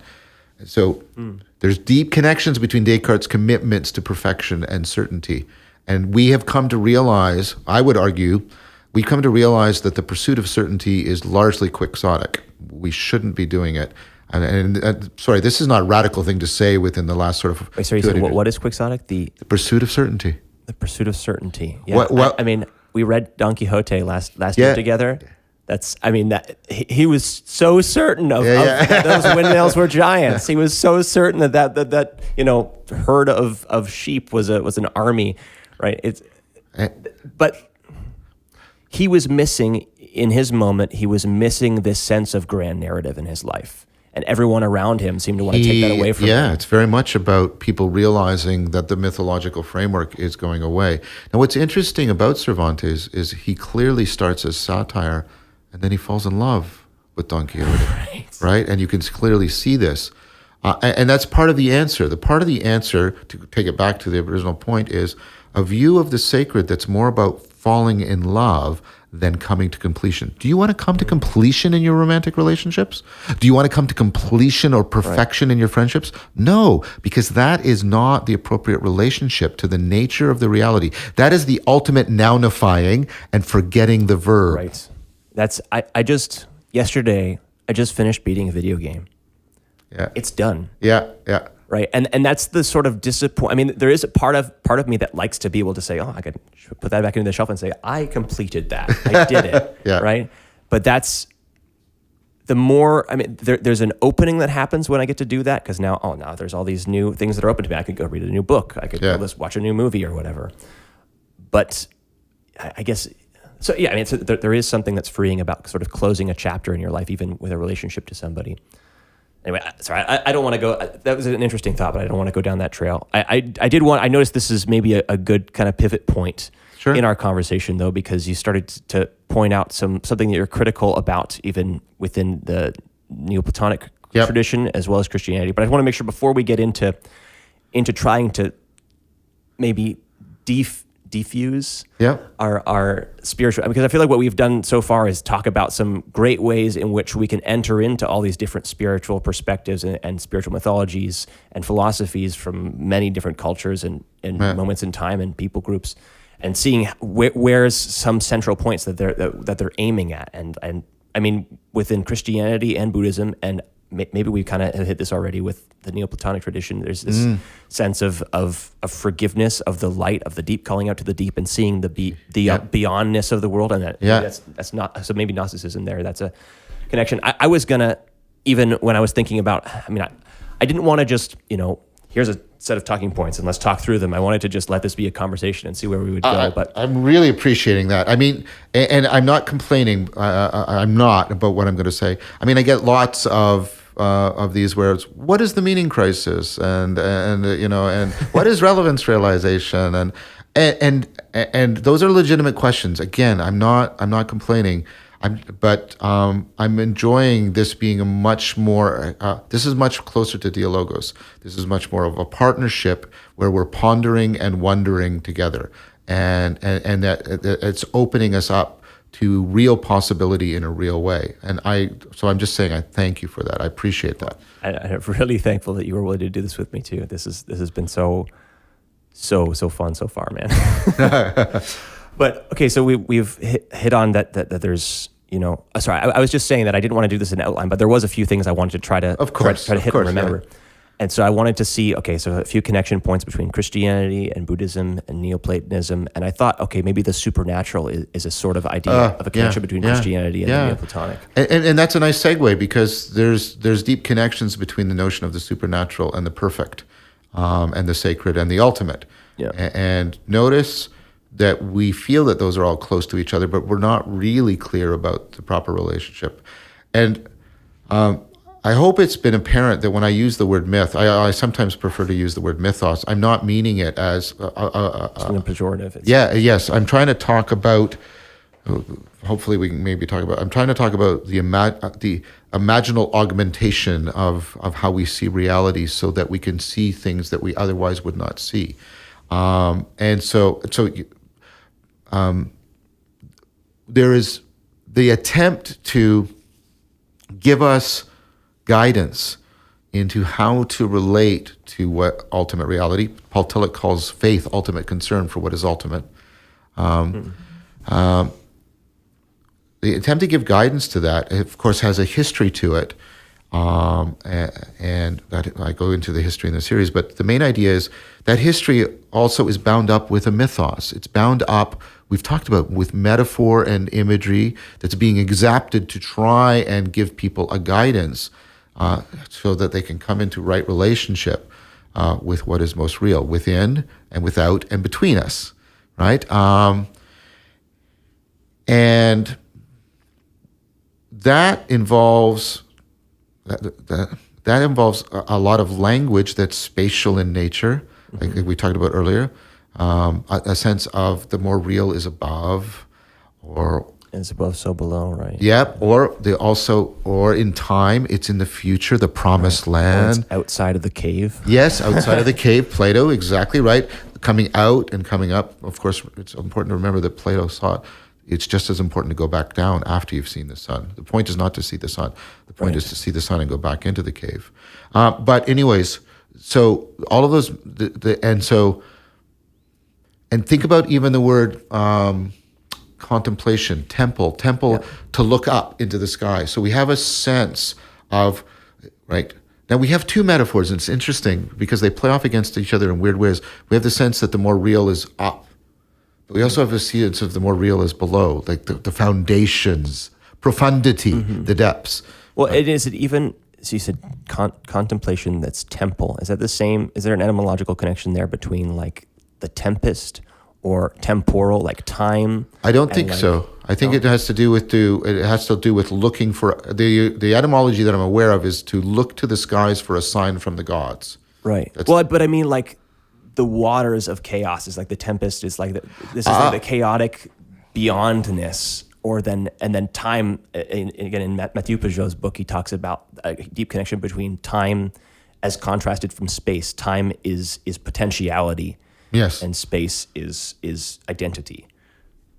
I would disagree with that, but because I mean, space is properly understood as the real potential for movement and things like that. So Well, yeah, okay. I think he's specifically talking about it from. He's saying like this is the way that this is the way these words are being used in some of these ancient Hebrew texts. Fair enough. And I haven't read Matthew's work, so I shouldn't criticize it out of ignorance. That's inappropriate. Right. But the supernatural originally. The supernatural belonged to a bunch of other terms. So if you read Dionysus, the Areopagite, right? The supernatural goes with the super-essential, the super-intelligent. What it pointed to originally was the super above. Mm-hmm. Here's that language. But what it pointed to was an idea taken from Neo-Platonism. And it's clear that that's where it comes from, although there's mythological precursors. The principle of intelligibility and the principle of things is not itself intelligible or a thing. This is the idea. Say that one more time. Yeah. Well, let's say it and try and unpack it. Okay. So let's use so what is it to understand, right? To stand under. Right. Yeah. But what it is here's a bunch of things. And I find something that stands under them. Originally, by the way, it was unterstand, what is between them all. Oh, interesting. But we've now made it understand because we have the notion of substance, that which stands under. Okay, so I've understood these things. I've understood all of these because underneath them, or if you want, above them, is an underlying unity. Right. And these things are unity. But then these things also have and then when I get to...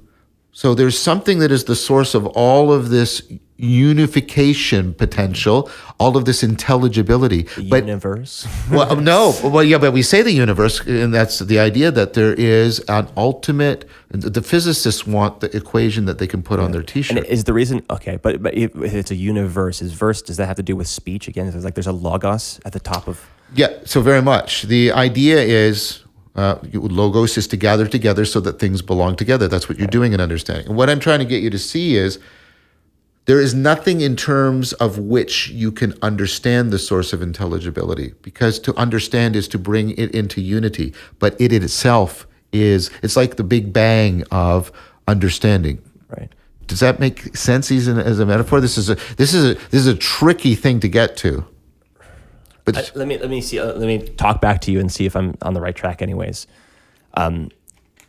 so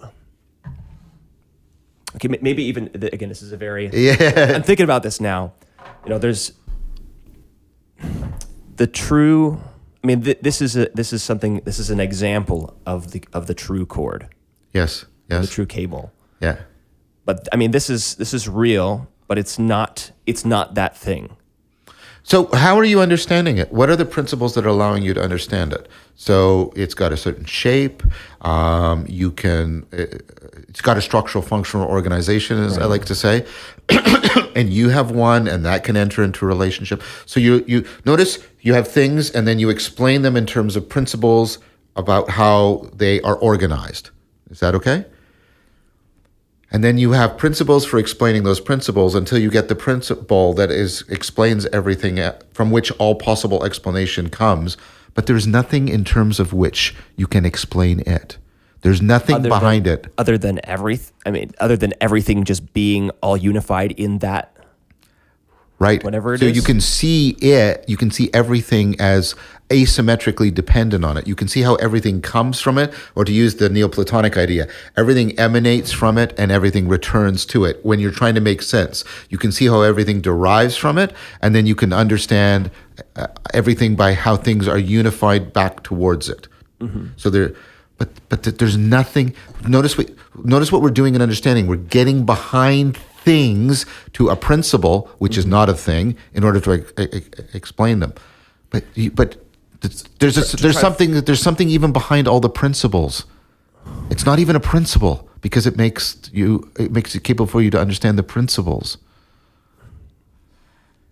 So I mean, to follow this pattern up that tree a little bit, because maybe just doing this journey might help a little bit. So it's like beyond. So I mean, there's features, there's things, there's structural functional organization to this cable. Right. There's curliness, but then beyond that, there's the more broad category of just things that can do this, go from here to here, right? But there's also, there's space, time, energy, matter. Right. Now, what's behind all of those? Because they're all coordinated together. Coordinated. Okay. Yeah. Well, again, I think we're jumping to the end of the story. I want to walk there for a second. So energy can pass through this. This can hold on to time. And so then there's a more broad category of things that can sort of be and can have energy pass through them and can participate in a story. And then that would include me and you. Yeah, yes. You participate in space and time and matter and energy. You don't know them as objects over there. You participate in them. And they make you possible. And participation is maybe even more fundamental than that. It's like, Gilchrist talks about that being like the nature even of thingness is relationship. Yes, right? Very much. And it's like, so you go back and it's like, okay, so beyond all that we have like love maybe is one of the highest and most broad abstract things we can conceive of, but then there's something maybe even beyond love.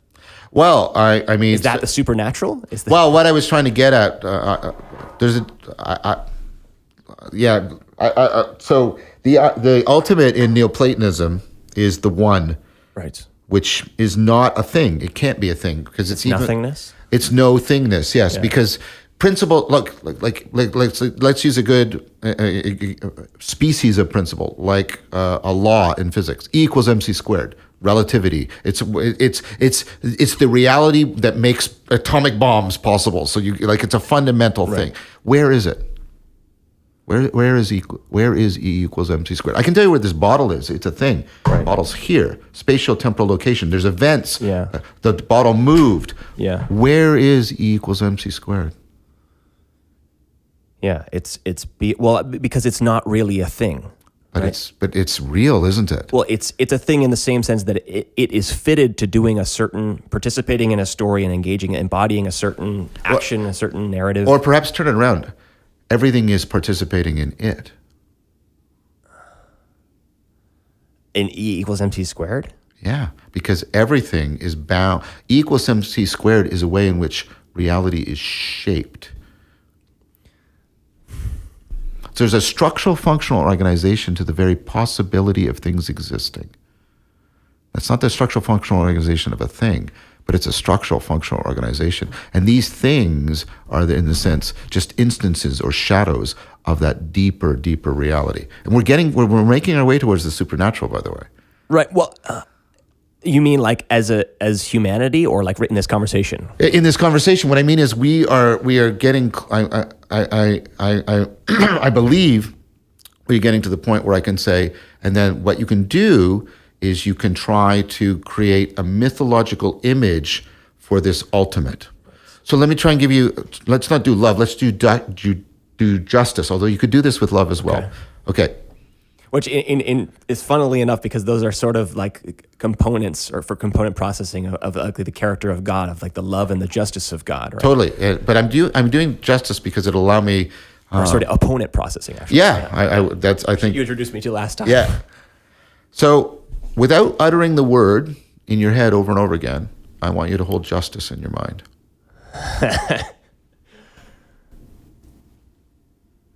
Okay, I'm imagining a judge and a gavel. There you go. So you turn to an image. Right. Somebody banging. Yeah. That's one. Other people use, right, the lady holding the scales. Lady Justice, right? Now, do you care about justice?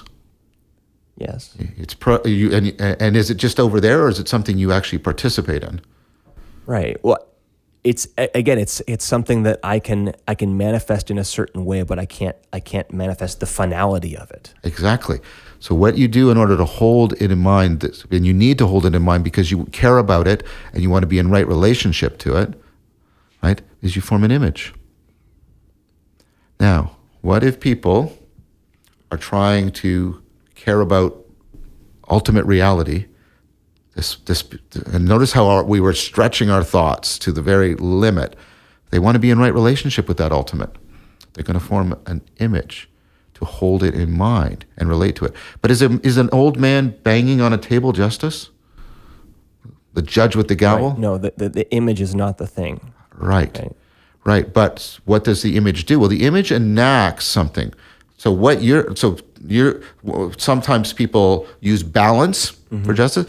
What do you think of the gesture? What does this gesture mean of banging like that? Right. It's like, it means this is final. Like I'm setting this, like this is the new way things are going to be now. Right. So the idea of judgment as a move, like decisiveness originally meant to cut with a sword, right? Right. So you're trying to cut through everything and get to what really. And notice how when people want to say something's real, they'll bang on the table, right? It's that. We're trying to get at what's really going on here. That's a notion of justice. And this is where it stops. This is the end of this identity. Right, but that stop resounds, and so everybody can share in the decision. Notice how you're invoking all this embodied stuff. Right, it's embodied. Yeah, right.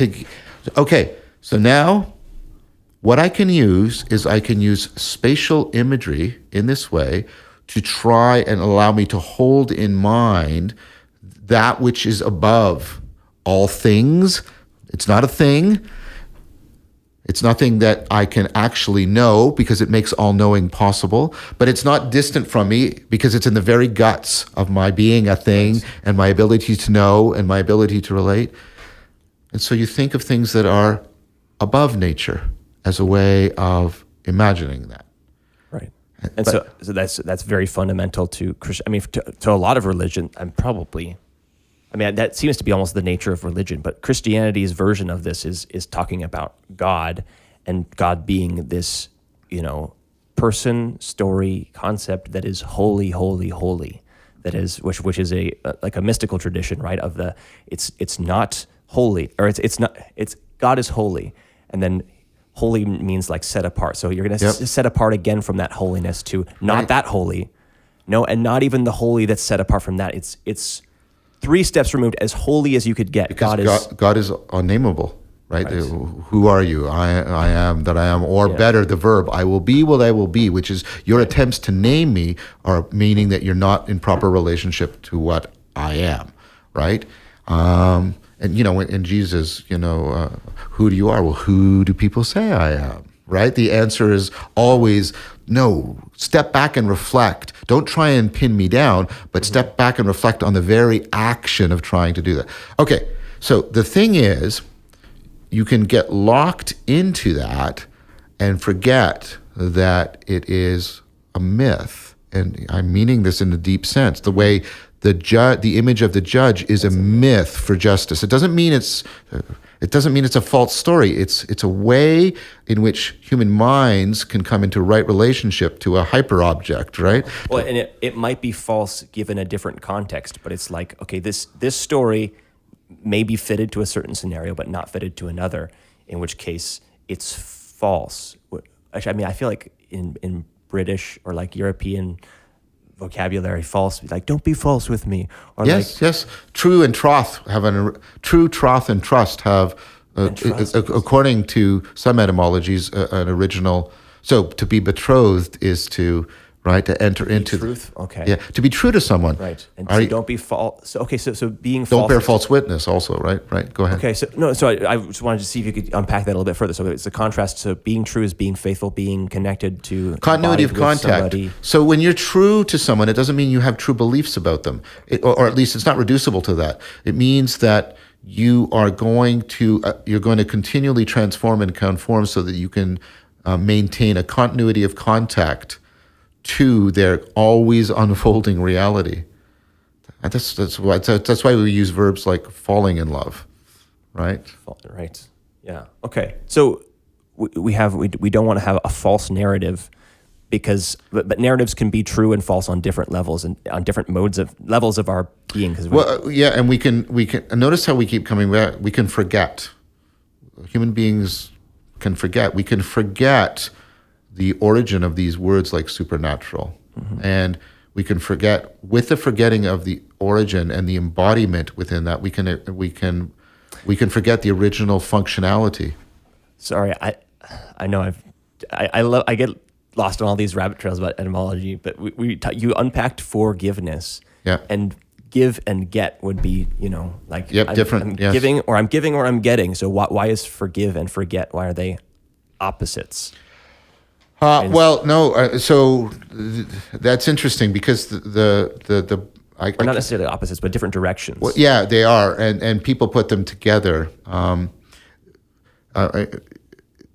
The remembering that's in the forgiveness is the remembering of the moreness of the person and of the situation, and also of their suchness. The forgetting is that there isn't forgetting in the Bible. Jesus doesn't say forgiven then forgiven then forget. Right. This is people again trying to use another aspect of our cognition, memory and forgetfulness, to explain, because they obviously don't mean forget the event, because then they wouldn't have forgiven. Because right. So what they mean is, I think what they mean is, right, you're trying to make it, you're trying to allow it as if it had not happened. Yeah. Okay. Whatever. That's a rabbit trail. I don't want to get stuck on that for too long. But maybe we can bring it back. Let me try. Okay. All right. Part of forgiveness is to forget, in the sense of being fixated on a particular interpretation. But why is it getting? Like, who's getting what? I'd have to check the etymology. I think the idea of forgetting is I'm worried about doing what's called back formation in etymology. Yeah, okay. I do that a lot. So I hesitate to speak. So I don't know about the specific etymology or the imagery, but I think that's what people were trying to convey. So if we return back to the discussion,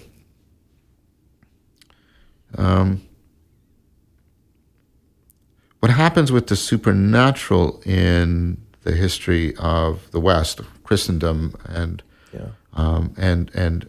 its tenuous family relationships with Judaism and Islam, because they're all the Abrahamic religions, is the supernatural goes from being everything we were talking about here to being,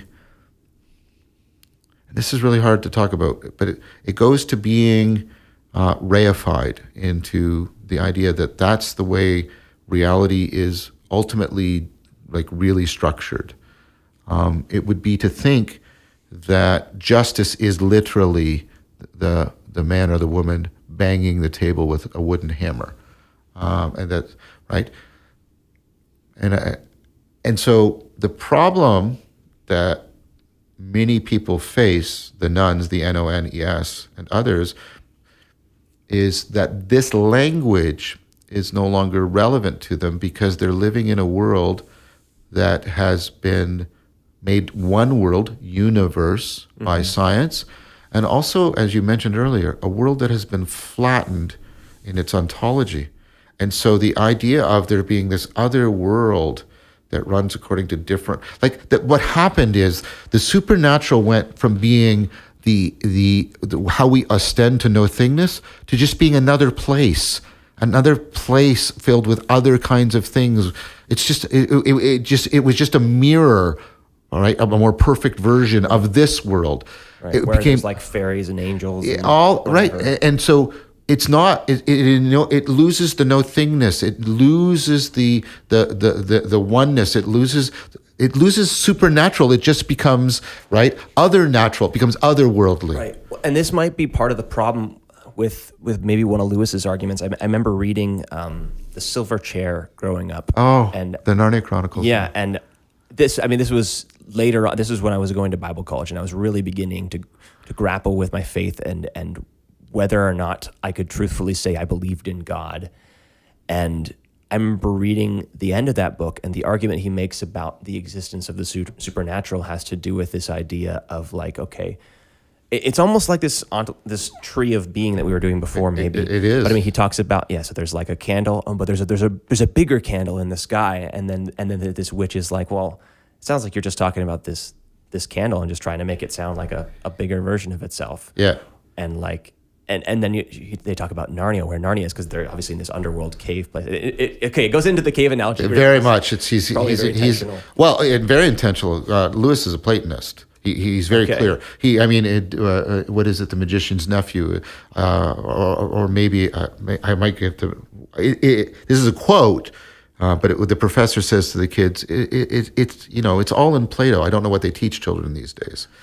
Yeah. Okay. I think that's after the Magician's Nephew. I think that's the Witch in the Wardrobe, the most popular one. Okay. Yeah. But yeah, I think that line made it into the movie as well. That's a great line. It is a great line, and so and Christianity, right, was nourished.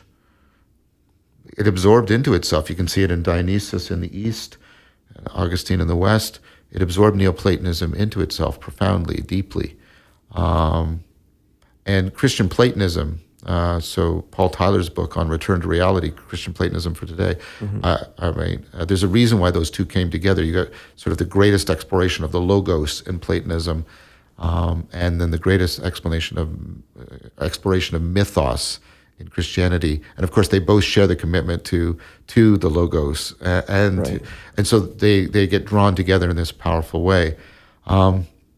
So Lewis's proposal is that within Christianity, we could still find the Platonism and the Neoplatonism that could properly give us back this sense of the supernatural that I was talking to you about, and trying to give you basically a Platonic argument for it.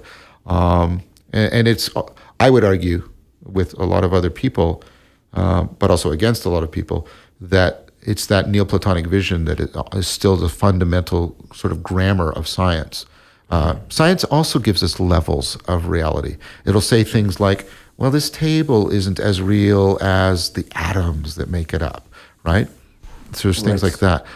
Well, I think the problem I had reading that chapter and, taking it very personally and trying to think about, the idea of basically like the idea of the image of God being in man is like, okay, so you want to imagine a more manly or more humanity or like something that's beyond. It's like, how do you know that really exists? It's like, if I think I was just going the wrong direction in my mind. I was saying, okay, so even more this, even like less anything else, more just this. Yeah, right? you're doing this, and you're doing the superhero way of trying to get to the divine. Interesting to connect that with superheroes, because that's obviously where our culture is doing right now. Right, too. right. And so what's wrong with that, or why do we get trapped going that direction rather than going towards the nothingness or the mythos? Yeah.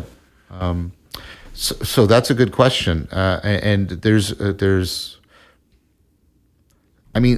fact that the Marvel franchise has been so dominant. And what is it about? It's not just that there's these amazing movies with these superheroes who are basically sort of Greek gods, right? There's a shared world. There's a shared world, a shared worldview, where things are not as they seem, and there's this other behind, and right, but we can relate to them because they're still human and they're still frail, and so it's very much a hunger for that sacred kind of meaning. The problem with that is that saying that you're in the image of God does not mean that God is in the image of a human being, right? It's to say that your capacity for self-transcendence, to follow the logos, as we're trying to follow it in this conversation as it unfolds, right? And you did it earlier. You did that. You invoked the logos. The logos, right? The logos is within you, right? And you're within it. And it's that participation that's trying to be pointed to, I would argue, in the imagery language, right? Is that right? And who was I reading? Was it commentary? I think on Nicholas of Cusa. I can't remember. No, it was a book I was reading on contemplative Christianity, where the author was saying that what we're trying to do is to transform the image of God into the likeness of God, which is for you to remember that the judge's gavel, that image, is not justice. Right. But what is it in you?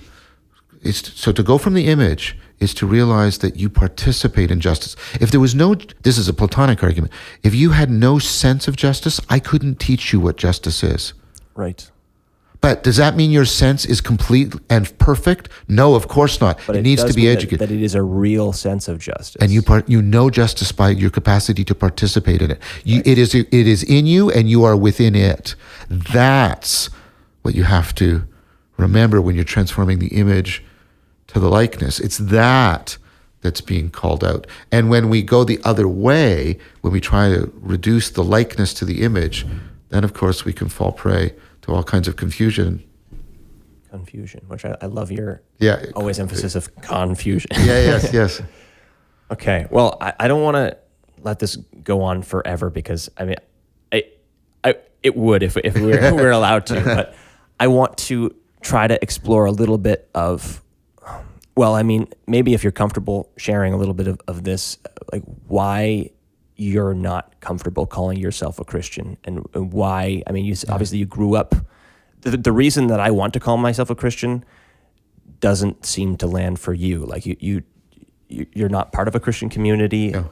And so I want to diffuse. I want to break apart. I want to try to figure out where's the disagreement between Christianity or even within and with Neo-Platonism and Buddhism, and just try to, we brought these together. Let's separate them again a little bit.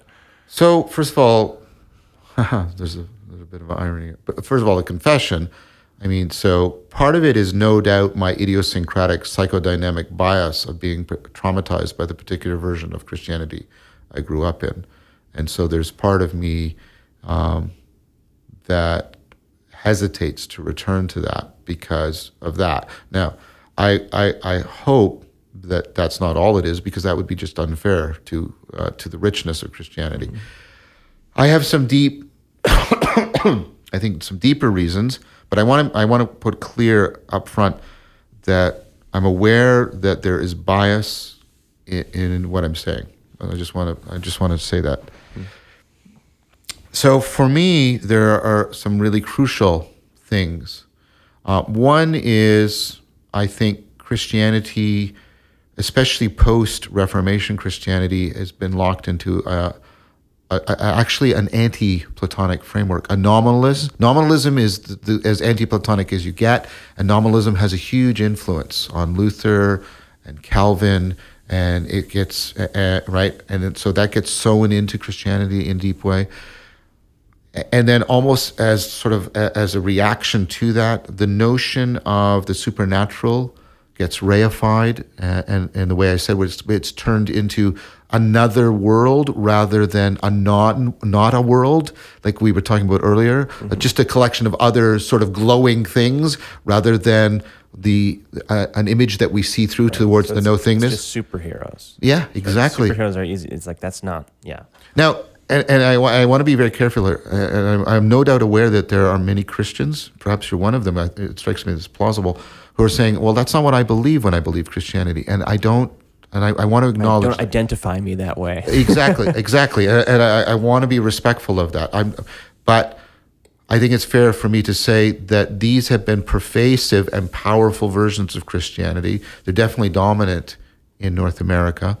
I have a problem with that. Connected with that is that God is often thought as a super thing, the supreme being. God is not the supreme being. God. This is where I'm interested in going. Yeah, that makes no sense. That's to make God a being, which means that God belongs to the right and is beholding to the source of all being. And the source of all being, similar to the argument, and this is not an argument you will not find. Sorry, this is an argument you will find in the depths of Christianity and the mystics. The ground of being is not a being. And then Heidegger brought this out, the ontotheological critique. The ground of being is not a being. Even if God were the super being, he would ultimately be dependent on the ground of being. It's incorrect. And so when you emphasize, again, I understand why people want to say God's a person, because they want a personal relationship with him, because person means their entire reality is in right relationship to some ultimate reality. Like you want a personal relationship. Right. But God, I mean, in a very technical sense, God isn't a person. The words that were used for the Trinity are hypostasis. That's translated as person. That's not what hypostasis means. Hypostasis means hypostasis, that which stands under. It's a better translation is ground. The ground of something, not the person of something. So hypo means what? Under, like a hypothermic. Need a not hypothermic. What's a hypo? What's a hypo? You know, where you're putting it under your skin. Okay. A needle. All right. I don't even know that word. But anyways. And then hypostasis, stands under. That's which stands under. Okay. It's the ground. It's the grounding. And you get you get the constant refrain from the mystical traditions within Christianity that to think of God as a thing, right? So, and Dionysius, he's arguing, he says, it's just as correct and incorrect to call God a rock as it is to call God a person. Now, that's probably offensive to you. But if the Bible does it, and does it without a thought, right? Jesus does it, doesn't he? Yes. And Jesus does it of himself. I'm a vine, I'm a door, right? And so the point I'm trying to make is I'm talking about sort of the prominent features of Christianity that I find difficult. That's another one. So I find the anti-Platonic elements that I think Christianity has stabbed itself in the heart, right? And in the ways it tried to respond to the Reformation and the scientific revolution. And I want to be really mindful of my friend Jonathan Pajot. Eastern Orthodoxy didn't go through that same tradition. This is I would say, here, I'm going to say something more provocative. I would say that one of the reasons why Pajot and Eastern Orthodoxy in general is going through such a revival is precisely because of the Neo-Platonism that is preserved within that Christianity, right? And so that's a problem I have. I have the God's a thing, that the transcendent is just another world filled with superheroes. I have a problem with pluralism. And there's even sort of my RA, Jensung Kim, did work, people within religious traditions are better at cultivating wisdom than people without. Mm-hmm. But there's no difference between those traditions. There's no difference, at least as far as the way we've studied. No. What I mean is there's no difference in how wise the people are within those traditions. By any measure you use to say people within a religious tradition are better at cultivating wisdom and virtue than people without, those same measures say the person within the Jewish tradition or the Buddhist tradition can do just as well. Yeah. Well, and in the most recent conversation I had with, I guess our mutual friend JP. Yes. This was the point that we sort of landed on, that we were, wondering how you would respond to, because it seems like the difference between some religions, at least, comparing even like Eastern and Western religion, is like a lot of what I've read, I have a very surface level understanding of Buddhism and Eastern religion in general, but it seems to be a lot more focused on a personal practice of encountering nothingness. Yeah, nothingness, yeah. Right. And there's not, maybe there's like a community element of like being part of a dojo or something. I do want to press back on that, and I don't want to be harsh to you because you disclosed your ignorance. But the even if you want to officially become a Buddha, you have to sort of take the three refuges: the Buddha, the Dharma, and the Sangha. And so the Buddha doesn't mean the historical Buddha. The Buddha means your capacity to become a Buddha, the light within you, if you'll allow me that. Enlightenment, right? Your capacity for enlightenment. The Dharma is probably the closest Sanskrit term for logos. Okay. So it doesn't just mean written down things. It means the logos of things, the Dharma of things. Is it the intelligibility? Yeah, the active intelligibility of things. And then the Sangha is the community. And you need all three. And all three of those are in most or all of the common schools of Buddhism? Yes. Okay. The Buddha, the Dharma, and the Sangha. Thich Nhat Hanh, I thought this was my friend Jordan Hall, but I've been corrected. It goes back to Thich Nhat Hanh. Thich Nhat Hanh, he's a famous Buddhist, as you know. He said the next Buddha is the Sangha. So the idea that there isn't community and common unity, community, that's not true. What are the community like? What's the sort of Eastern liturgy? Depends. I mean, so. It's stuff like you play Tai Chi. Yeah, so that's from Taoism, but you get Zen basically by integrating Taoism and a version of Buddhism together, and that becomes Chan, and then it's taken to China and integrated with taken from China to Japan and integrated with some aspects of Shinto and Japanese feudalism, and you get Zen. Okay. Which I don't know like anything about what Zen is. but even in Zen, like there are Zen temples, okay. and you can join a Zen community. You can go into a monastery. So is it just the way that, because the way I see people sort of toying around with Buddhism and Eastern spirituality in the West is just, But that's very personal. Like, I'm just going to try this out and like do it myself, and I'm going to go have a Zen space in my house. I'm going to have I'm going to do yoga. Yeah, but that's one with of a mindfulness app. Well, yeah, exactly. Talk to me. Well, and that's one of the problems. I mean, so I've read several anthropologists and religious studies, the academics who study religion and phenomena, who argued that the distinction, I'm spiritual but not religious, can often mean the religion of me, right? And so people are going to pursue religio. They're going to do what they can to overcome pervasive patterns of self-deception, self-destruction. They're going to do whatever they can to enhance the sense of connectedness to themselves, to each other, to the world. Right. And there's great cognitive scientific arguments for that, and they're in my series. But the point is, this is profound. So people are going to seek wisdom always. Right. So it's not optional for you. Now, people can do it very poorly. They can do it very shallowly. They can try and avoid it, like Kierkegaard talks about in some of his masterpieces.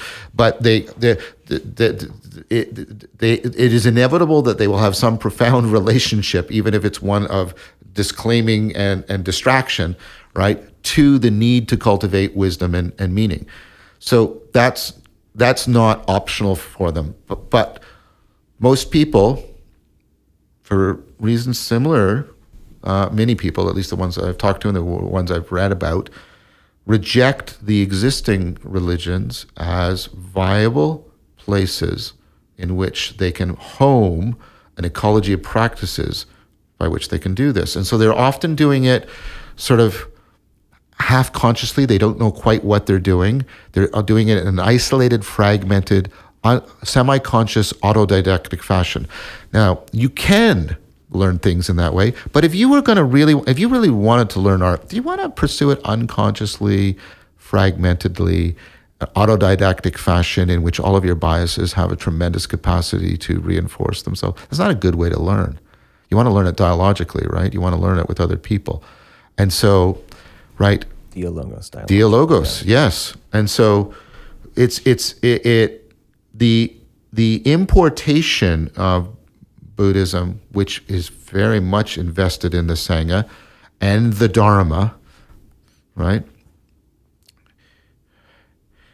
into a kind of individualistic religion of me project is, and this is not a criticism unique to me, the whole criticism of McMindfulness, yeah, right, is that we are doing something in which we are severely misframing, like we've been talked about, and we're reducing, like we've been talking about, a very complex thing that has to have a life of its own in community with others in order to operate, into a thing I can do just for myself by myself. We are reducing an entire religio wisdom tradition to a self-help project. And it's an individual self-help project too. Very much. I mean, you bring up McMindfulness, which I haven't read that whole book, but I've heard a little bit about it, and I've read a little bit of it. And it's like really connected to a critique of the capitalist usage of mindfulness to basically just to keep people as because I mean, the most profitable unit of within the machine of capitalism is an individual who will go and make purchases. Yep. Right. And so it becomes an extension of that idolatry of capitalism, which, I like to view things. It helps me to build some compassion for any community when I can see it reactively and I can see any position as and I think the mindfulness movement, both its greatness and its folly, are responses to the meaning crisis. Very much. And so I want to be clear. I published criticisms and an attempt to reformulate the mindfulness construct with Leo Ferraro, but I want to be clear that, right, I'm not saying don't take up mindfulness. I think mindfulness practices, but what I'm saying is, if what you want to do, and the Buddha warned about people who took up mindfulness in order to get a kind of, inertial contentedness with themselves. He was constantly warning against people who practice in order to become indolent, which is a great term, right? And so what I'm saying is, don't take up mindfulness for that reason. Take up mindfulness because you want to transcend yourself, you want to become wiser. And you want to do that and realize that when I say yourself, and this is a Buddhist point, you're not talking about some thing inside you. You're talking about your capacity to relate to the world, to your own body, and to other people. Right. So you become more deeply self when you engage the Sangha as well as the Dharma. Totally. Right. Totally. Okay, so, I mean, to get sort of, let's do the mutual disclosure thing, because on my part, I'm just a very social guy. I'm very socially motivated. I have difficulty getting, I'm also kind of my attention will run around and I want to work on a lot of different artistic projects. I have a lot of ideas, but the only ones I'm really committed to finishing, and the ones that I do finish, are ones where I become socially motivated, within a community. It's like, so. You're backed up by all kinds of research. If you want to change a habit, join a community. Right. And so like I feel a deep sense of a psychological need to be practicing within my religious community, or it's like I guess I feel very personally committed to this search for wisdom. I mean, probably you said, like, that's everybody. And I've taken it very personally, again, probably as a response to being treated too much as just a gray, cog in a huge machine. Yeah. And then I wanted to hyper-focus on my personhood. But I had to struggle with, okay, so can I call myself a Christian? The identity of Christian, the being identical to all other Christians, that is not true about me. But it is a true thing to say that my community, the people that I care about, the people that I have meaningful conversations with, most of them also would name themselves as Christians, and they participate in Christian practices in Christian communities. And I mean, to one extent, I feel it's like, okay, well, that's the community I'm most qualified to speak to. That would be the community I could meaningfully move forward. I mean, like, in all the ways that Christianity bothers me, stop being something that is really that meaningful for me to center my life on as soon as I'm not a Christian. Right. Because then I'm just somebody outside complaining and blaming and being kind of like that. That's not the opposite of useful. It's like that's starting a conversation with disagreement. And I think that's a good point. The proper need to be included within a process and a community that transcends you, to participate, that's a totally legitimate need. The problem I have with that, back to me, sorry, I'm not trying to steal the limelight. What I mean is my response, back to why I find it difficult, that's what I'm trying to say, is that I think legitimate claim to being included has a shadow side of, and it's had a historical shadow side of being exclusive, namely that only in Christianity, and this has been associated with two great empires and colonialism and a lot of nastiness. I mean, I like what Tom Holland and Paul Van der Klee, look at all the great things that Christianity gave for us. It did, But you got to take into, that Christianity also had a triumphalism to it. I grew up in a church that regularly said, Buddhism is sending millions of people to hell every day. Yeah, and things like that. And it's, so for me, I would say, wow, this is really pretentious. So Go for it. I was going to take a look at what time we're at. Okay. You said you had till 1. Yeah. It's 12:58. Well, let's just go a few more minutes. Okay. I would say the one of the essential features of a Christian is what we talked about at the beginning with Paul. It's not I who live, but Christ who lives within me. Now the thing is that I call that Leo Ferrara and I published, and this is a phenomenon. We internalize other people, we indwell them, and then we internalize them. That's how we actually develop a capacity for metacognition. The child internalizes how the parent is looking at the child, and that allows the child to step back and look at themselves, and you get what's called metacognition. Your self-awareness, your awareness of your own. You become a reflective being by being reflected in others, right? And that's, again, why you can't do this ultimately on your own.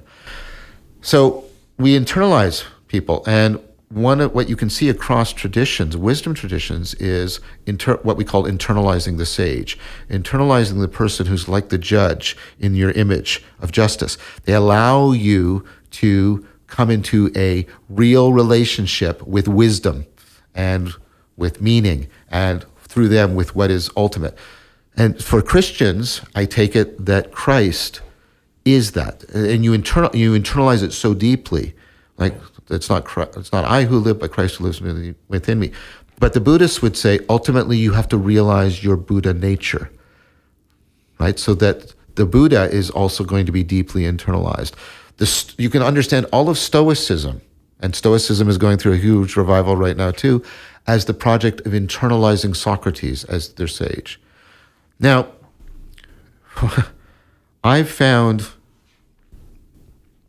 that, and maybe this is a flaw in me, and I'm willing to consider that, but I can't have a single sage. I need Socrates. Jesus is one of my sages, and I've really come back around to really trying to have that, in the mythological sense, have Jesus live within me. But Socrates is one of my sages, and Siddhartha Gautama is one of my sages, Right? And Plotinus and Spinoza are also my sages. And so for me, the reason why I wouldn't call myself, I'm happy to say that I honor Jesus. I'm happy to say that for me, Jesus is, in the metaphorical sense, living within me and helping me to cultivate wisdom. But I don't call myself Christian. In addition to all the other reasons I've given, it's because I also want to say that about Socrates, and I also want to say that about Siddhartha. And I don't want to feel disloyal to them. I'm like the child who doesn't want to take sides with the divorcing parents, if that makes any sense. Yeah. Well, and that's maybe a good analogy, because it's like, okay, there's a marriage that I came from, and it's not either one of these parents. It's both of them as participants in the larger thing that is the marriage, that is my family. It's like, I'm not getting rid of my family or choosing part of it. But that family analogy is, I mean, that's where I just want to kind of play around for a second and think about it, because Okay. So you said we talked about being true, talked about sort of exclusivity in relationship. It's like, okay, so That's why marriage was often used in Christianity, because marriage is supposed to connote a kind of exclusivity of relationship. You can have many friends, close friends, but you can only be married to one person. Yes, I understand. So you choose. I mean, it's somewhat arbitrary. You choose somebody. You could have chose anybody else. I mean, it's not that you could have chose anybody. There is a certain level of constraint of people that hopefully I could manage to get along with. Hopefully, if your choice is wise, yes, yeah. But I mean, it's like, okay, so I choose a wife, and I mean, I'm married. I really love my wife, and I'm glad. I'm happy for you. I hope it lasts. And I really do. So I mean, but that's. So choosing to be true, choosing to be faithful, which I mean is beginning to make some Orthodox friends and talk about that language, and having being faithful to God, and so in my relationship to my wife, I'm trying to have a relationship with love, with romantic love, sort of abstractly. I don't know if this is going to work, but I'm thinking about maybe that's part of what we're after there. I understand. I mean, what you're saying is that, if you're going to be related to something, ultimately, it's going to give, right? There's going to be an exclusivity, but you might, part of the analogy might be, but it's possible to be married to somebody else and also find that. But you're kind of married, if you'll allow me, to Christianity. Am I sort of getting? Yeah, that's where I'm going with it. And I believe that, like that you should have a good reason to leave your wife if you're going to. Yes, as somebody who's been through divorce, I think that's that's very well said. And I think it's right when people say John can't be that wise because he's messed up his relationships. And I think that's fair. I think that's mean. Yeah, but there's truth to it. When I talk about internalizing the sage, I want to make clear that I'm talking about them like there's a whole ecology of practices, like the judge. There's the prosecution, the defense. There's the bailiff. There's an entire ecology. So what I mean there is, right. Socrates and Jesus and the Buddha stand for ecologies of practices, and I love ecologies of practices that I could only find within Buddhism and within Taoism and within Neo-Platonism that I can't find properly homed together or even present within the Christian communities that I see. But I mean, there are other women out there that I could love features about them that I would really like to maybe be with for a long period of time. I mean, that's very true. Yeah. But what there's a reason that I choose one wife and why is it that I mean, we could be after something deeper than. Like, can I be after the deeper sense of religion, of wisdom beyond Christianity, while being faithful? I think so. But and is that faithfulness necessary as well? So here's where I am very worried about my own bias. I more than want to. I think I would say that there are people within Christianity that I love these people precisely because I see them cultivating depth and wisdom and meaning. They bring the logos and the agape together in a way that I think is exemplary. But the problem for me is first of all, again, the pluralism argument. I would also say that of people in other traditions. Sure. And for me, we're in a unique situation where we are facing a kind of complex environment that has new features in it, like social media, like the virtual world, like the acceleration of the hyper-technology that we're in. And so the complexity of the world is not only increasing, the rate of it is increasing. Right. And so I think we need a more complex, dynamically complex set of practices to be able to come into proper response to this completely novel threat. And I am suspicious, I try to say that respectfully, that the individual religions are inadequate on their own for giving the set of tools necessary. But they've always been. So you're saying in this moment, yeah, okay, I think yeah. So there's not enough, whether you want to call them psychotechnologies, there's not enough practices. Or you said the ecologies of practice, ecologies of practices. Again, I'm ultimately more concerned not with what you believe. I'm really concerned with what you practice, because that's where your transformation is going to be found. Please, I can tell I'm annoying you, but that's fine. I'm really glad we set the framework and got to know each other a little bit before we could get to this stuff, because this means a lot more coming, engaging from what the concept we've already talked about and made some connections on. Can I just say something right here? Because I want to be really clear. If, Like, I don't want to take anybody out of their faith. Right. Okay. That is not something I want to do. People accuse me of that, and that's unfair. Right.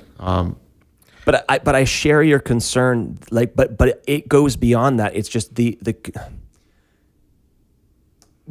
the marriage analogy is really important, and I have friends that are just. I mean, this is a very common perspective that people just don't want to get married anymore. Yes. Because again, it's like, okay, well, that the affordances of being in that, in a specific relationship may not, maybe it's just a limited view of what that relationship could be, but it's just, okay, that person can't, I can't get through my whole life with that person. We had a season, and you saw, like, people try to do this really in a tidy way, like Chris Martin and what's her face, the Pepper Potts, Gwyneth Paltrow. Yeah.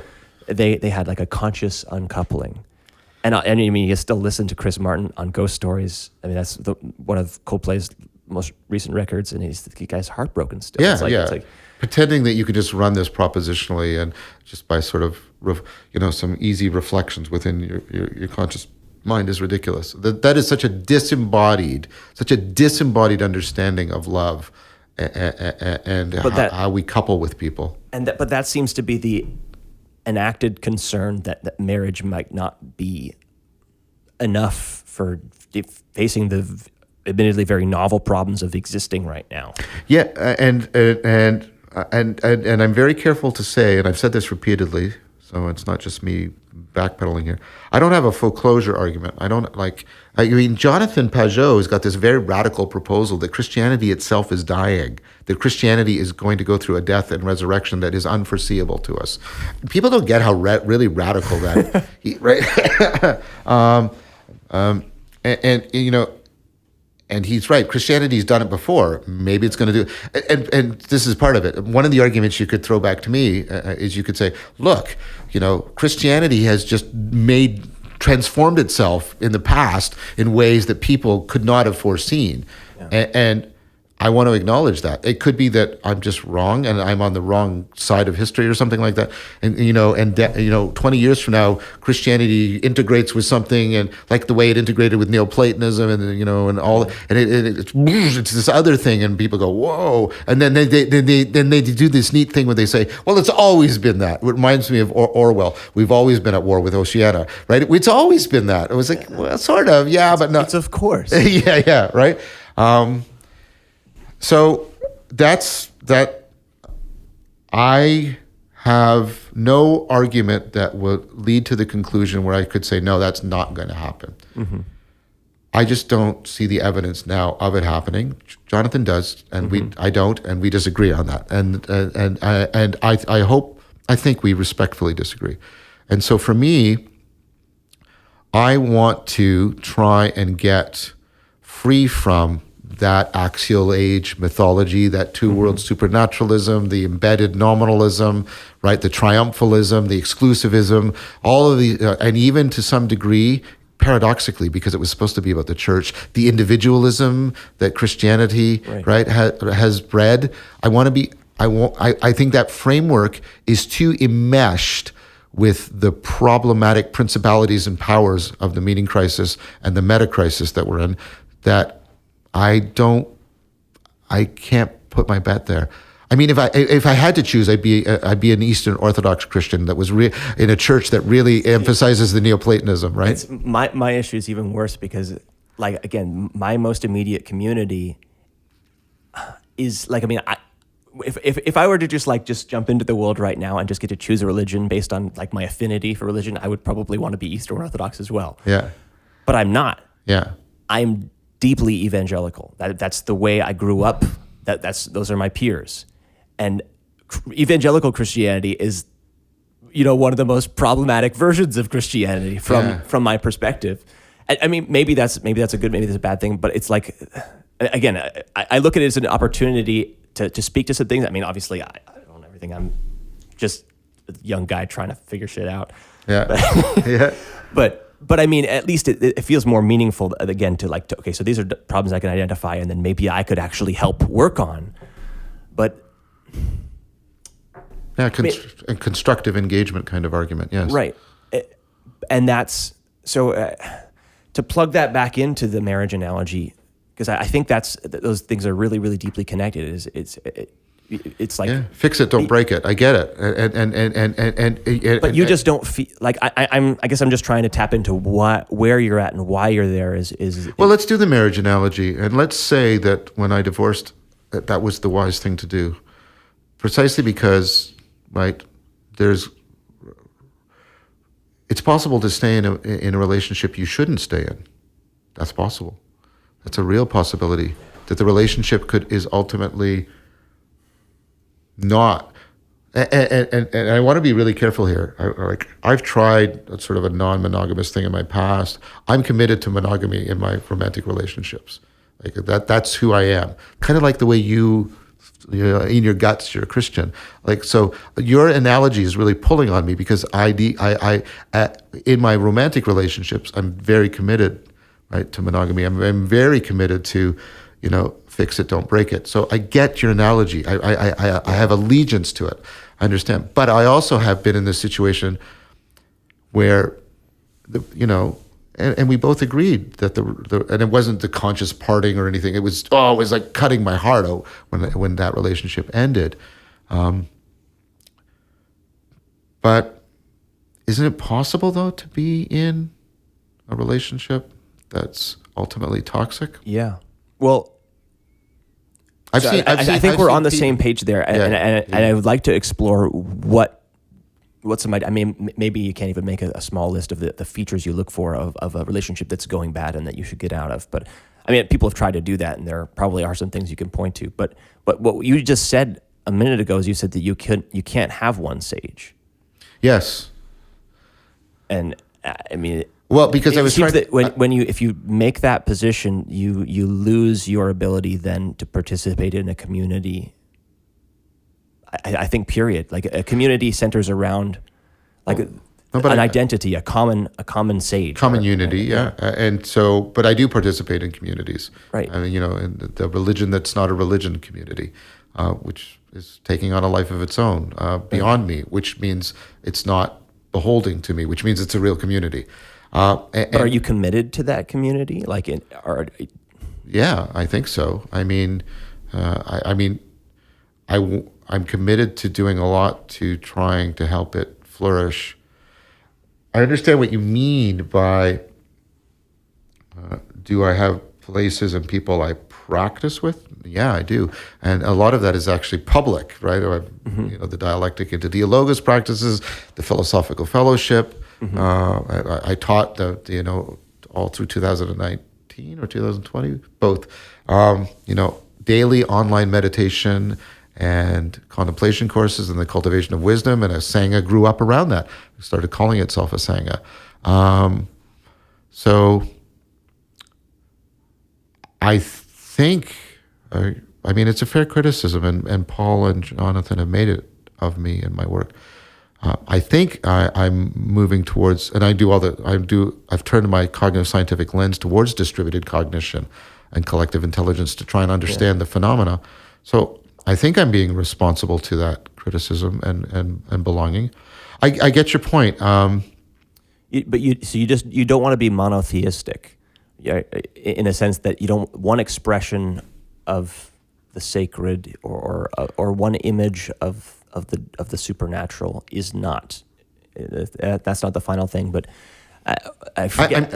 I'm a monist in that I think reality is ultimately one, right? Right. But there's another position which some people would argue is the position of the Hebraic or the Abrahamic religion, which is monolatry or monotheism. Yeah, there's other gods, but there's one that above, right? The high God, Which, I mean, it sounds kind of Gnostic. Yeah. It's just, but again, which is exactly a danger of that kind of thing. Yeah. But I guess we don't land there because of what you've already said. That beyond, you can't have a being at the core of things. It's beyond being. I describe myself as a non-theist. Right. So I think that the common set of presuppositions of, I used to call it classical theism, and I'm uncomfortable with that because I'm reading a lot of the history of theism. But what I would now call common theism, that the presuppositions of common theism and common atheism, the ones that are pervasive right now, those shared presuppositions, I reject those as a non-theist. Yeah. Well, I don't know if we, I feel like you've opened yourself up a little bit more for me to do some, I mean, and to look at it and see that reflection in that deep, calling out to deep, and you've given me some genuine, personal stuff to chew on and to think about. Maybe that's my phone. Yeah. I guess I really, really appreciate you doing what you're doing partially what you're doing right here, what you're doing in general, because it's caused me to reflect on my own faith in a more deep way, but also what you're doing may be a really necessary thing to do in our landscape because of the many, many number of people that feel like they cannot commit to a religion. They can't commit to the identity, the baggage that might come with that. And it's like if you can open up a space that says that let's contemplate wisdom, let's contemplate, let's focus, look at the spire, let's look up at the spirit of things, without being confined to the restrictions of the slow moving nature of really large organized religion, or a particular, or maybe just one of those ones. Maybe we're going to start a new one and it's going to move slowly too, and we're going to get caught up in some stuff. But I think that space is a really, really, really important one to open up and I'm really glad you're doing that. Thank you. I'm glad you're being committed and you're belonging to a community. Yeah, I mean, that's great.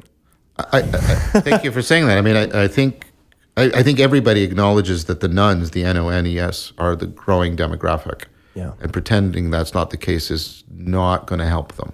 Mm-hmm. Now, I may be wrong, and I'm willing to acknowledge that, but I'm willing to ask people who are committed to a particular faith tradition that they might be wrong.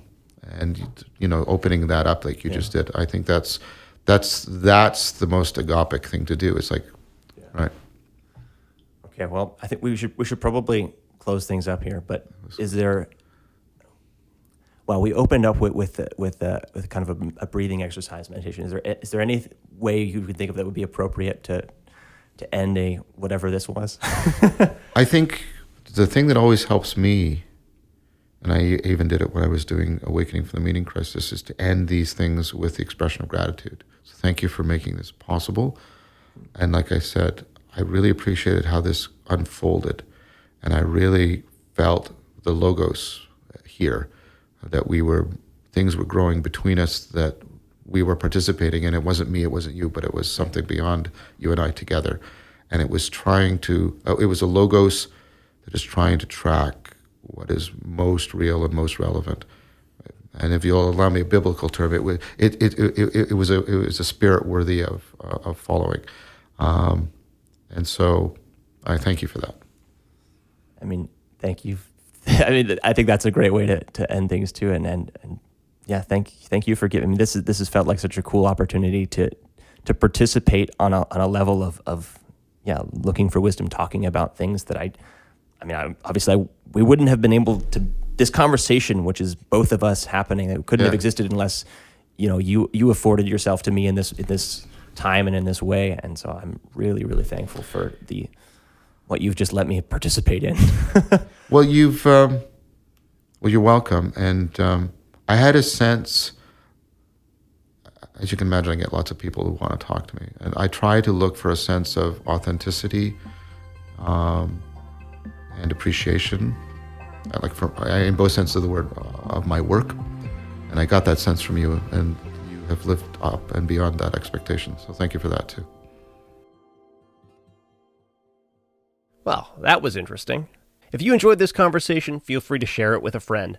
Or, even better, take whatever you found interesting here and go and have a real face-to-face conversation with somebody that you care about, or somebody that you don't understand very well. I think face-to-face conversation is one of the most important tools that we have for building and maintaining real relationships and real communities. Many institutions in our lives have an incentive to crowd out these longer, more engaging interactions with short-form junk food content. I get it. They're just trying to make money. The point of this project for me is to spend some time pushing back against some of those forces in my life. I want to practice listening to and engaging with people that I don't necessarily understand very well. I also want to spend some time listening to and learning from some people who seem to have a good track record of listening to and engaging with people that they disagree with. If you're interested in working on some of this stuff too, feel free to keep up with this project by subscribing and pressing the little bell thingy that lets YouTube know that you want to keep seeing these videos. I really think that if we can get better at conversation, we might actually change the world. Anyway, thanks again for watching. I'll see you next time.